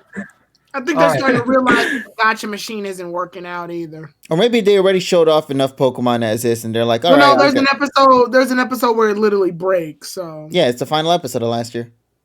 Yeah. That's Team Rocket's last appearance too. So hopefully they're gonna have them use other fucking. Maybe they'll use the Ditto that has the problems. Well, actually, that Ditto belongs to somebody else, so I don't think so. Yeah. So it would. We'll see. Perfect capture episode that they. Oh man, that Ditto one. Yeah, sadly, that Ditto belonged to somebody else, but I'm still happy that it could be. I mean, we've also seen Pokemon that belong to people move on to other people. I mean, Ash's Chimchar. Also, why do we see a Haygunny in the fucking opening as well next to Dragonite? But that's besides me. Mm-hmm. Also, by the way, guys, look, Ash, your Sun and Moon face is showing right there. Just wanted to bring that up real quick. When I saw that fucking frame, I'm like, his eyes are spread out a little far apart. Wait a minute. Yes. That's we're going back. We're going back. Going back to the past. I'm like so happy with that. See, you can't back to the past. All right. Oh shit, Giovanni's in here. I missed him actually when they originally did this thing. So wait, what? But he's hard to see. He's hard to see. Okay, because I saw somebody else instead. Who was it? The fucking girl with. Now I know a lot of people are going, oh, look at all these people in Pokemon in the open. All I see is, oh wow, look at a lot of orders y'all gotta fill. As long as those are the only characters to appear after this, then we're good. They say, look at all the fucking promises y'all gotta fucking not break. Yeah. You know they're gonna break them. Oh, of course. I know. I'm gonna be pissed off if if they break that one promise from episode 18. But like, you better not fucking break that promise. What was that promise again? No, they're gonna bring Lieutenant Surge back. Oh yeah. No, Hey, no, no, listen, break man. He fucking better, Lieutenant and he Surge better back. bring that accent back with him too. I'm just saying. So, all right then. What do you guys say? Let's actually now go and take this opportunity to go and Oh focus. shit! That was an episode attached to my opening. And I think that's the biggest criticism about this episode. It got overshadowed by 1 second of footage. Well, that's because people don't pay attention, but that's besides the point. I feel so bad because like this opening this is the same situation that happened back in the Go and Tokyo episode, which the episode was pretty good aside from the ending, but like the opening just completely put all that shit to the side because nobody cared about that. I didn't give a damn about the episode. Yeah, and okay, now here's the thing though. I guess we should start talking about this now. Let's talk about this episode. In my opinion, there isn't really much to say. It's boring. No, Jesus, No, here's my way of saying it. It's actually bad. No, it can't be boring because I'd say it's better than the freaking Marsh Top one, and it's better than the freaking Cinder 8's going on fucking Let's Eat Ice Cream shit. You want to know what? Those episodes were bad, but at least I can say they're bad. I can't even say this is bad. It's just boring.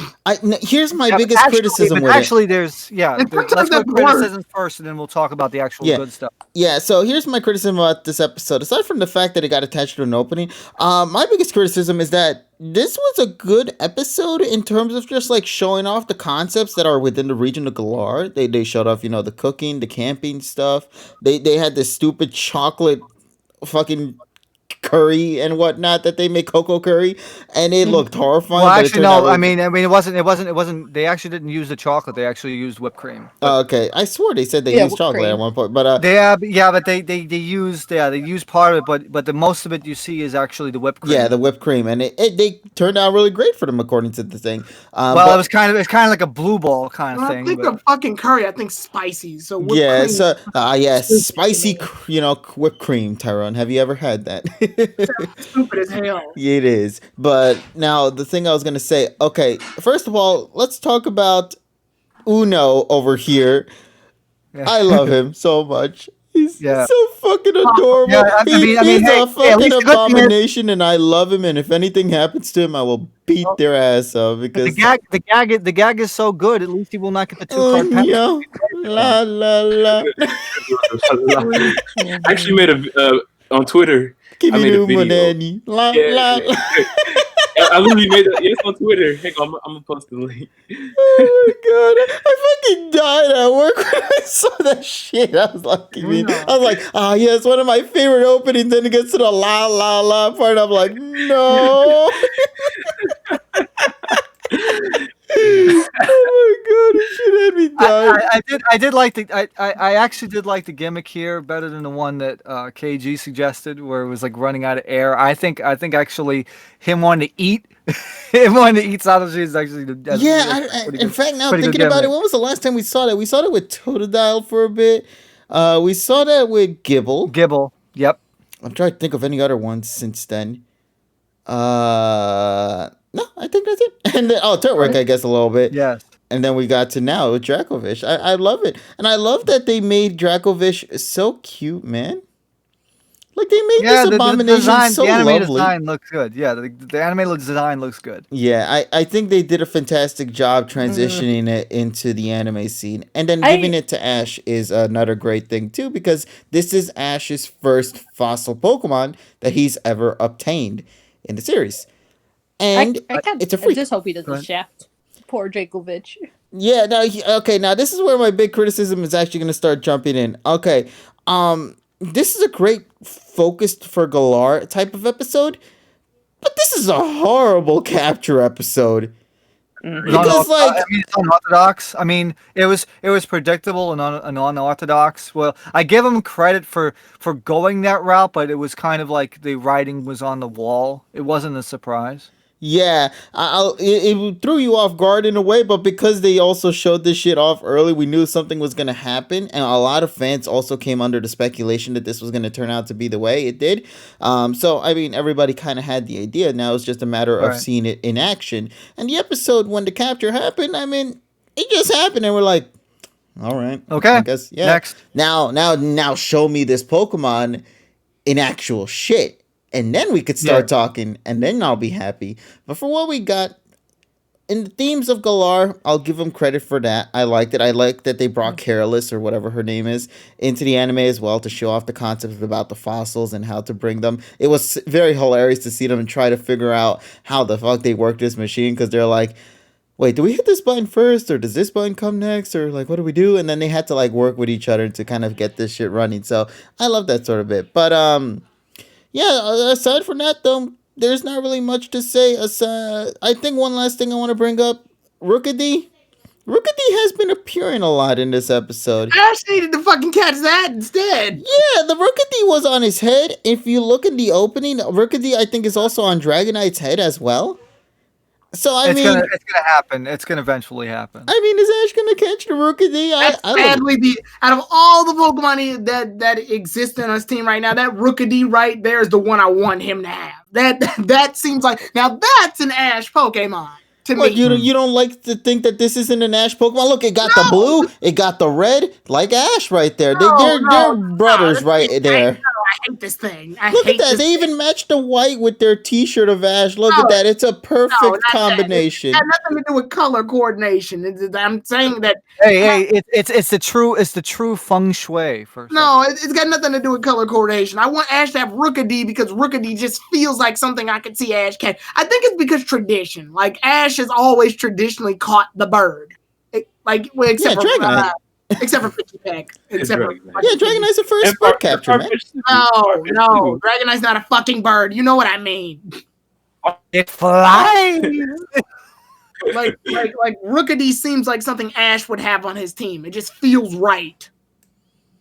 Yeah, but that's not. And if you want to push it, I would say Corvisquire. But yeah, like both of those seem more legit Ash Pokemon. Not. And it's like, but Farfetch, no, not Farfetch. Farfetch doesn't seem like an Ashmon to me either. Like I said, I put this on Twitter earlier. I said my ideal team for Ash would have been like, just the team they show off the most would have been Pikachu. I know you're gonna hate this one, KG, but Pikachu, Grookey, Rookedy. Yeah, I'm sorry. Rookedy, Corvisquire, Snom. I love you. I figured, you redeemed yourself, buddy. I figured Snom would just be like an egg hatch, and then he can get Cubfu towards the Islands of Armor arc. Yeah, that was my ideal team for him. But it doesn't feel fun. What? That's definitely the Pokemon I can see him having. One of the things I love about Ash is that he brings out the strength of weaker Pokemon. Here, most of his mons are already like strong, with the exception of Riolu, who had to level up to become overpowered Lucario. Soon to be Farfetch. Right. And then, all right, I forgot he owns that too. Ash didn't train Farfetch. Farfetch trained itself. And it's so true. It wound up level grinding itself. It had no choice. It wasn't used. By the way, speaking of Kamon, the anti-image thing that came out with the freaking the Valentine's Day shit, where it looks like some BL shit is going on between Satoshi and Go with the freaking cake making. Yes. It shows that Shinichiro Miki is actually the Kamon, which actually we didn't even know that until now, because usually with anime stuff they only list the most significant role in the episodes, so we never knew who voiced Kamon. So wait, we never knew. Oh wow, I didn't even think about that. No, we did not. Nope, because they only showed the most significant role on the credits. Damn, Farfetch is insignificant, guys. Hey man, I'm glad you finally gave you an episode. Yeah, it's like you're not even worthy to even be in the opening shots and shit. You're not even worthy to be listed in the cast list. It's like, damn, this Farfetch needs to evolve right the goddamn now.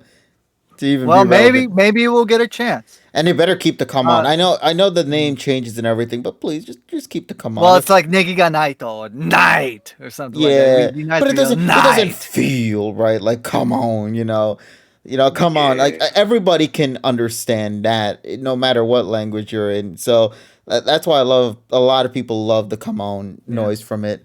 Yeah. But actually, let me pass this to Trey. Trey, what do you think about the Yeah. episode overall?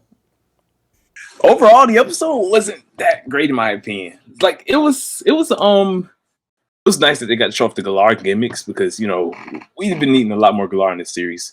But as like you said earlier, as for a capture episode, it was the weakest in my opinion because every other capture was like a banger. Even Farfetch, even though it's not getting that much screen time, like the way Farfetch was caught. As for like Dracovish, it was. I feel like it would have been better either Ash and Gold battled these two Pokemon or they had a battle amongst each other. These Pokemon, it's just to kind of show off the strength of Dracovish at least, because I don't know, it just was so weird. The whole cooking for 4 hours thing, like, was just odd because it's like, dang, it took them that long to eat and stuff. Like, I don't know, it was all right. It was a good way to come back, as I think all three of the characters got some good development. Chloe finally coming with the group, going Ash catching Pokemon. So I think it was a good way of showing off for like the new year what the series is about. But at the same time, I think it could have been way better. Well, okay, I'm gonna go next. I know Zach gave it a 4. I don't think it deserves. Oh a no, 4. it's no 4. No, It's I would actually give passable, it. but not It's too a 3. high. I would give it 7.5 only because in this episode alone, we have Eevee getting treated with better respect than 6 episodes of Sun and Moon.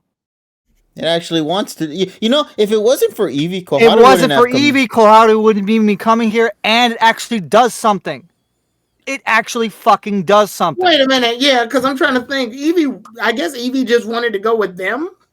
Yeah, Eevee wants to have an adventure because Eevee wants to go and have fun.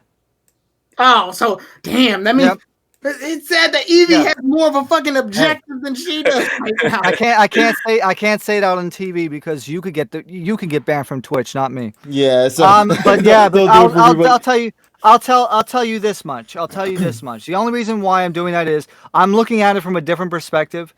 While I thought the capture was shit, it was very unorthodox and it was shit. I think the showing of the curry, because they haven't done that ever, and also showing the different combinations of fossils together, and the whole gag of them not being able to close the box. And those other things. If they had to make curry a thing in this, I wish they had reflected on the fact that Ash, Go, and Koharu are together, right? I wish they had done this thing where, like, okay, Go is following the book. He's being very scientific about it. He's doing ingredients. He's doing everything personally, and they taste it and go, it's okay. It's not great. It's not bad. It's not great, but it's boring. They taste Koharu's and they're like fucking astounded by how good it is. They taste Ash's and Ash. You're telling me it's that purple censored shit. Yeah, because Ash has already established that he can't fucking cook to save his life. So I like the idea if they're gonna this is supposed to be the episode that Koharu makes her debut in. Her Eevee's doing 90% of the work. So she was targeted the whole episode. She got hit like 3 times, no? Koharu did more in the episode where she was helping the Phoebe-ass girl than this episode. So I'm just like, okay, Koharu's here. And then what? Like, I wish if you're going to make curry a plot point in this episode, then use the characters. Use them. Mm-hmm. Yeah, so I don't think she's actually coming with the next. Again, Zara. Again, that's why I'm here. I look at things from a different perspective, and that's why people like. Some people don't agree with me. Some people disagree with me. Great for you. Some people agree with you too. That's the fun thing about it. Not everybody will agree with everybody. Exactly, and that's the thing. Because I will always say this: the reason why a lot of podcasts fail is because everybody agrees with each other. I agree. That's the thing. Makes it making tension because of disagreement, but still respecting one another at the end of the day. That's what's entertainment. I agree with Okay. that. And thus this podcast won't get a lot of money. Well, Yep. we lost There 50 we go. viewers. Thanks, Tyrone. Yeah, Yep. thanks, Tyrone. Hey, All- 69 Lamau viewers. Let's all go. because of my compliance. Damn it, Tyrone. Compliance Honda. Yeah. Compliance violation. But yeah, like, Right. you know, I'm not going to give it no 4 or anything. I'd rather give it like a 7. Like I mentioned, the themes that they brought in this episode, like the curry stuff, the Yes. jokes that they did, and then, of course, Yeah. Uno. I fucking love that crap. No, it's Uno. It's I love literally saying Uno Uno. for some reason. Uno. No, it's Uno. I know it's Uno. It's Uno. literally Uno. It's literally Uno. That's what it's saying. It's I'm like just like, it's just so fucking adorable, man. you know what? You know what that means? You know what that means? We need to clip that, and that has to be a sound effect to insert in the videos when somebody gets an Uno. We gotta play the All fucking right, Uno. Tyrone, we're playing Uno tomorrow. I don't care what All game Play we look. Uno. Yeah, we're going back to Uno. We're gonna get a montage. That shit. We're supposed to do 100% orange juice tomorrow. I know. We'll figure it out. Uno. But I'm sorry. Like We can agree to disagree. I was gonna say I am the devil's advocate here. I disagree because Yeah. like I don't like the whole. They did it again. They did the whole pattern again. Ash has to be pulled away from the main thing because Dracovish pulled Ash out of the battle. I'm That like, is true, God actually. damn it, a fucking again. This And the shit. battle wasn't even a full battle, too. It wasn't I even. feel like- It was the lamest fucking battle I ever seen. At some point, I think Arctizol attacks and hits Boldor using Protect or Harden, and we don't Yeah. even get to hear a sound effect. It's so weird. It's almost like an editing error. And then you like this literally led up to okay, cool. Ash fights Dracovish while Go fights Arctizol. That sounds like a cool little like dual plot. Nah. It's just Ash swimming with fucking Dracovish, and it's Go having a one attack battle, and then they gotta comically run into each other, and I'm like, this is. At least it wasn't Team Rocket again, This though. is That's fun. one thing I'll give them. At least it wasn't Team Rocket. I almost kind of wish it was.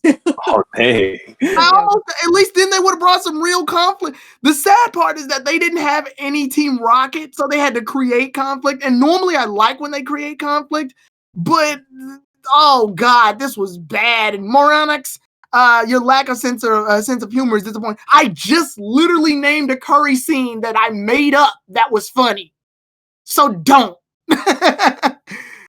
I have a sense of humor. The problem is this series feels like its humor needs to play over the damn actual actions. Like humor and action in a series need to like, pace each other out.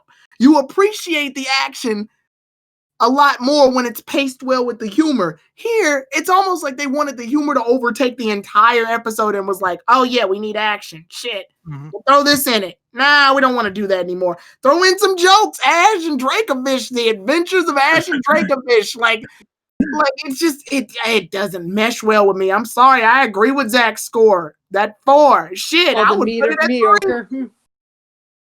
I would put it at 3 if it weren't for fucking Evie. Evie saved the damn episode. Yeah, actually, I think that's probably my favorite part. Especially when she deflated in the final part. I love that. I It was so know. cute. You want to know what else was sad? We probably won't see this Dracovish in action for another 20 episodes. Oh, hell No, yeah. that's He's like- gonna be in the you know, water like forever. You want to know when the Yeah. next time we're going to see this Dracovish? In opening 4. Because the Dracovish wasn't even in opening 3. So we'll see it appear in opening 4. Don't worry. Actually, It's gonna be it was like in that Dragon's final Side, shot. like It was in that Gengar final and shot with Dragonite. all those characters. Dracovish and Ash. Like I think it was the scene of Ash riding on it. Yeah, it's somebody pointed it out. Now I know they actually did the running joke where Dracovish bites Ash's head like Totodile and Gibble before it. Yeah. So- That's that's like that give it thing. I think Gibble didn't Gliscor do it too, or am I tripping? Now, I will say, No. here's my He has biggest... not- No, Gliscor did the tongue thing. That's Yeah. right. Sorry. Tongue- Here's my biggest disappointment. No fishbowl. I'm so sad. I wanted to yeah. see the glass with the fishbowl Of break course when he not, hit Bud. KG. They Oh, weren't gonna do come that. on! Think They're of not the gonna do- infinite they- possibilities and how funny this shit would be to see a giant ass square fishbowl that this motherfucker has and fights it that way. You know how Pokemon feels about death. They only touch it if it's absolutely necessary for character development. They're not gonna say, "Oh, this thing needs a bubble bowl or it's gonna die." But you can't deny that would be funny as hell, though. So yes, this Ash has the rare Dracovish that can breathe and fucking out of water. Also, Yep. let's put an F in the chat for the other two fossil Pokemon because we're probably never gonna see them in the anime. Aside Oh from yeah. Oh shit, I forgot they existed. remember, oh shit, forgot this. These two were just created today. This is an Ash exclusive, mon. Yeah, that's true. what? Because in the anime, they canonically made up the names right then and there. Yeah. So They so never what were you're saying created is beforehand. They every were just Dracovish- created right then and now. every Dracovish that's ever in Sword and Shield is the predecessor to Ash's Dracovish. Yep. Fuck. So basically, Ash has another exclusive mon. Hopefully it stays like that and they'll randomly have someone else have a drink. Oh no, somebody else is gonna have a fucking. They're gonna have Dracovish and they're gonna have it 4 years prior to Ash and shit. Yeah. That's kind of crazy to think about. Yeah, so that means Ash and Go have an exclusive mon nobody out there will have now. I'm Yeah. okay with that. I honestly would be fine with that. If they actually pay attention and keep it to where these two are the only ones in the show, I'll appreciate that actually. Yeah, like you said, Arctivish and Dracozold, they're not gonna see the light of fucking day. No, they're so- dead. Actually, no, they're not dead. They're here. They're just not. They're underground. No, they're here. You're seeing them right now. This is them. Yeah, this is all the fossils. That's like the freaking the genetic combinations. Just Hatake Leaf 4. Thank you for the follow. Thank you for the follow. We appreciate thank it. you. We're almost close to 800 followers, chat. Thank you guys so Jesus much for that. Christ. Yeah, let's Yay. do it. Let's go.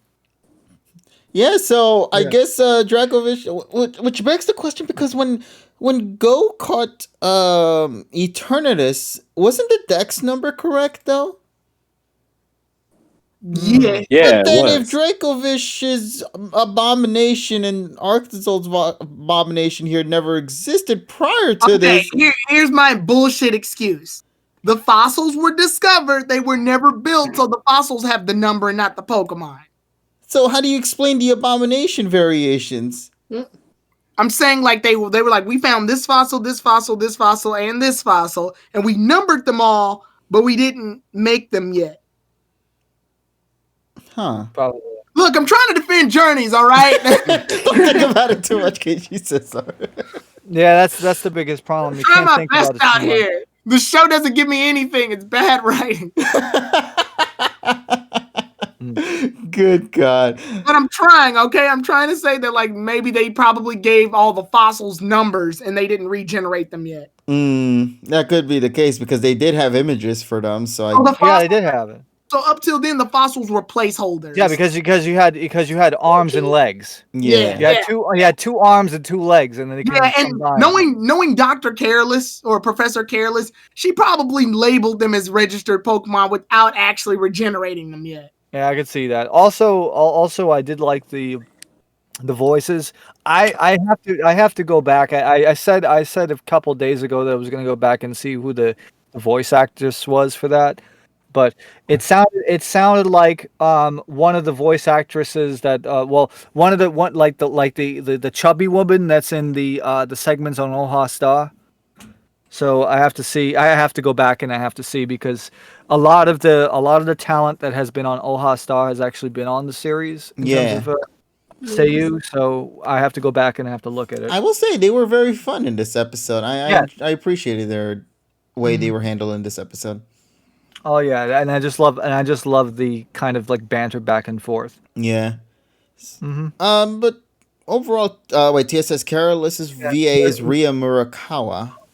Okay. Okay, Thank you, let me Kudo. go and take a look at the VA list here, seeing for who Mirai is. Rie Rie, Murakami. yeah, sorry about Yeah, that. Rie. Japanese voice actress, singer, and radio personality from Saitama Prefecture. She's known for her roles as Hotaru in Nonon Biori, Escamalier in Atelier. Oh, wow.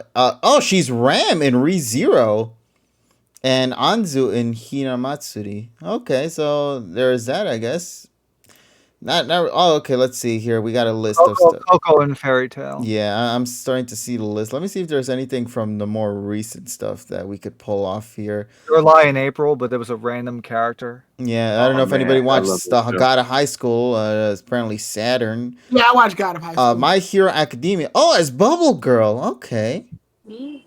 Okay, so is it wrong to pick up? Okay, Tiona is that one. All right, so there are a bunch of big names that I see here. I just never knew the VA overall. Mm-hmm. Okay. But let's see. Anything else you guys wanted to bring up in this episode? I think we talked about pretty much everything. For me, like I said, the plot was pretty much straightforward, but I did like I did like the final nods that they actually gave to Galar. So they actually showed off a couple more mechanics. Also, I did like the fact that the regeneration machine was basically the Pokeball opening animation only played like at half speed. Wait, really now? Yes. I have to go pay attention to that because I didn't see that. Yes. Yeah. Because when the fossils were regenerated, the Pokeball noise plays at like half speed. Because they were taking their time actually coming out, I guess. Well, yeah, and it's supposed to be like that. I mean, it was designed like that. All right. Well, overall, I'd say once again another episode coming gone. Curator, yeah, the curator from the best wishes, I almost said best wishes, right? The Univa episode appears, and that's how they get started. Huh. Let me see if there's anything else here in the list of stuff to talk about. Eevee. You gotta talk about the Kohada. trailer. When are they changing Shiratori? I don't know. The thing is, though, once again, during the ending for the first airing, they played let's see, Shigi no Hikimono again. But actually, this episode is very interesting because this was the first time that the last segment of the show was not the preview segment. What was it? It was basically the movie 23 like scoop thing with the live action with three guys. So before that, it was swapped, where the preview was the last thing. But on the first airing this time, for the first time, I believe I have to go back. That the final segment was not the next episode preview. Okay. I would have to go check that. Nice little trivia fact there for those who like that stuff. Yes. So yeah. Otherwise, I don't know which version of Shiratori they use because I don't watch the re-airing. They used the Pikachu. Okay. So it's the Pikachu to Mew. Mm-hmm. So version 3. The reason why I call it version 3 is because version 3 has version 1's lyrics, but the version 2's ending. So that's with why the I call it dance and version stuff, 3. right? Yes. Yeah. So I don't know if we're gonna get. I don't know when Shiratori is gonna get replaced because, well, you can't really go against freaking Masuda, right? Because doesn't cost them any money. Update the visuals, man. Why is Riolu and Reboot still there? Yeah. Because they have to. Because I guess. Oh yeah, we spent too much money on the opening. It's like, oh. Ah, shit! All the animation budget went to the opening. Good opening, guys. Great job. Where's the ending budget? What ending budget? Ah, shit. I don't know why. Tell Masuda to do that. TSS, I don't know why I imagine a cereal box that instead of the oops all berries, we spent too much money on the Oops all animation. Oops OLM. That's what it is. Oops OLM. I also want to just take a second to say the opening song. They are actually done by two singers who are part of a big group. Yes. I wish I had the Milky name. It's Nogizaka 46, and the troop within it is the Karage sisters. Yes, thank you for that. You might have heard them before in the past in the Naruto They were Shippuden actually opening. the sad part is they were actually the best act in Kohaku last night a few weeks ago. Actually, besides the Yoshiki, Brian May, and Roger Taylor thing, and then Sarah Brightman. By the way, yeah, Sarah Brightman singing Japanese. That was fucking crazy. Yeah. So yeah, it all comes together. So yeah, Pokemon and Queen are together. No. I want to point this out. We're getting close to that dream. I want to point this out very, very weirdly. I remember way back when we got to see the trailers for the episodes coming this year. I saw Daydene and I got excited because I was like, "Oh, Daydene is gonna play a role in Journeys." And a lot of people kept bombarding me with, "Ghost probably just gonna catch it and then move on." And I'm like, "Yeah, that's probably how this is gonna go." Nah, And you then- thought the Dene is gonna single-handedly save the series, man. Yeah, and then Iris comes back and Ben's like, looks like Emolga's come back. I'm like, fuck, I can't even get like an X and Y fucking mascot to show up to this show appropriately. They always gotta do this shit. What Tyrone you do? It's Korrina and her Mega Lucario. No. Oh yeah, Piss them off. Mega Lucario loses to a Joltik. Like the fuck. Well, Hey. this is the series where my Pokemon don't get fucking shafted. So I'm happy. Yeah, he got the Raichu episode I twice. got the man. Raichu and the fucking Eevee getting fucking respect. I mean, in Sun and Moon, they actually did a Alolan Raichu pretty well too. It beat fucking Exeggutor. Yeah, but I mean Cantonian Raichu, the one that actually matters. Yeah, I know. Oh shit, Nessa. I'm sorry. That's The okay. shit's gonna happen Hey, behind the scenes right now. I love I like Alolan both Raichu. Raichus. What the fuck? Hey, it's okay. It's okay. At least they got Alolan Raichu right the first time, and not the sixth Kanto time. Raichu ended up losing to its de-evolution and shit. It lost to a koala. Excuse you. Oh, in the race. Yeah, in the stupid pancake race. The pancake race actually was like one of my favorite ones of that. All right. Well, I Funny. guess with that being said, what do you guys say we go and wrap things up then for tonight? Yeah. Yeah. I feel like we All managed to clear everything out. First of all, I want to thank Treman here for hopping in for tonight's Thanks, stream. my friend. Sure. Thank you, man, for hopping in and sharing your opinions on some of the stuff we talked about for today with the opening and, of course, the episode in itself with what little we had to talk about for that. Yeah, man. No worries. I really appreciate it, bro. Man, whenever you want to hop on board to have these kind of debates, you just let me know, man. You know, we'll always Yeah, have got you on you. board. We love to have people. Oh yeah, by the way, come on. Yeah, come Yeah, on. You want to at come least on. talk? Okay, you know what? Let's give it to Trey, Trey we for the did. end here. Even we didn't give a fuck about Farfetch. Like I told Treman earlier in this discussion, I forgot that. Come on, Well, hey, was we're an getting Ash's team. we're getting the anime version of Wally now. Yay! Yeah, where's come on? But Trey, ahead, before we man. go and wrap things up, though, let's ahead, talk about that real quick. What do you think about that upcoming preview for Come On? I'm extremely hyped. For starters, Ash deserved that freaking brutal swing that Farfetch gave him. So I'm thank super the excited gods. for It's this like, oh, you now remember me. This is what you get for replacing me with Pikachu in that rematch. Ugh. For real, I love that. What the so fuck much. is the darkest day?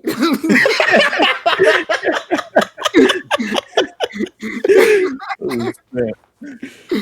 Oh man, but yeah, I'm super excited. It looks like it's learning Leaf Blade and it's fighting. I'm guessing Gallade and Girder, or just the Girder. I'm not too sure. I think it's fighting. Yeah, Gallade and Girder. Mhm. But yeah, my boy's about to get some good development. Man, I'm really excited for it. It better I not really feel involve like- this episode. Which I believe Gallade didn't make a lot of appearances in the anime, did it? Like, do you guys remember Gallade making any major appearances in this show? I want to say Mega Only 2 or Gallade. 3? I would say the only time we remember Gallade in the anime for real is I think the Mega Evolution shit.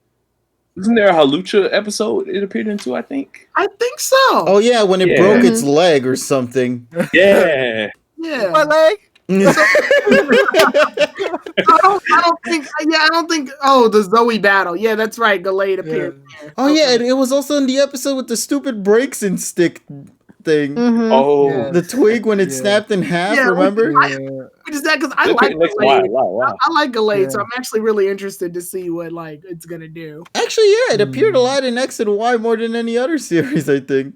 Yeah. Oh my god. Yeah, Yeah. people Oh, don't yeah, remember because of that the because mega of farm. shit. Yeah, because it can mega evolve. Oh wait, also Zoe had a Gallade. Yeah, that's what we're saying. The Gallade Yeah. battle with Zoe. In Diamond Yeah, I Pearl. thought you were referring to Gallade battle with Frakes for some reason. Well, yeah, Gardevoir has appeared a lot more than Gallade. Like a Yeah, lot more. Yeah, there's a well, reason I mean, why. There's a reason because it's Yep. it's easier to obtain the Gardevoir Gardevoir than than a Gallade. Gallade, yeah. Yeah, because how many fucking male Raltzes are there? Like 1 out of every fucking 30. I gotta look it up. Like it's like it's Well, a not even very just small that. amount. Like Gardevoir can become male or female depending on what happens. Gallade has to be male, period. Yeah. So yeah, that's why. Mm.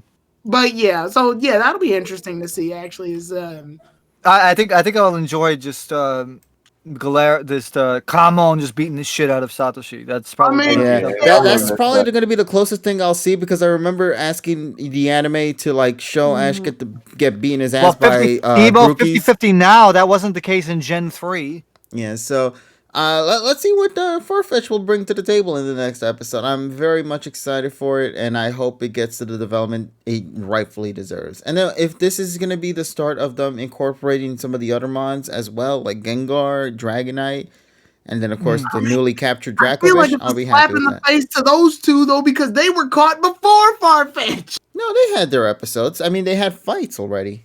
Farfetch had One thing I'm one, and it got its ass whooped in that one. one Gengar thing and that Dragonite at least had the comfort of saying, Yeah, "Oh, we they- got W's." Yeah, I want him to one use thing them that's again. kind of worrying is Lucar. I know Lucario's in the voice cast. I hope he doesn't steal the show somehow, fight the Gallade or something. Maybe I it's think like it's at the just gonna be beginning of there the for episode. support. For support, Uh, maybe. Yeah, they're finally get finally- that training sequence. Oh yeah, we're gonna get that opening sequence that they showed with Riolu and Farfetch, and then now it's Lucario and Farfetch. it's good. Yeah, but it's Farfetch training. Oh man, That's so stupid. I hate it. I could have sworn we were supposed to do it the other way around, not like this. Oh well. yeah. Oh my Okay then. We have to take it as it is. Yeah, Yeah, right. All right, we'll do that then. But until that time comes, though, let's go and wrap things up for the night. Once again, to Treman, I want to thank you again. Would you like to just let people know exactly where they could find you at? Yeah, thank you so much, bro. So yeah, I'm on YouTube as Treman1 and Twitter Treman1_Lola. All right, there you go, chat. And to everybody else here on the call, Tyrone, TSS, Nessa, thank you guys once again for tuning in for tonight's stream.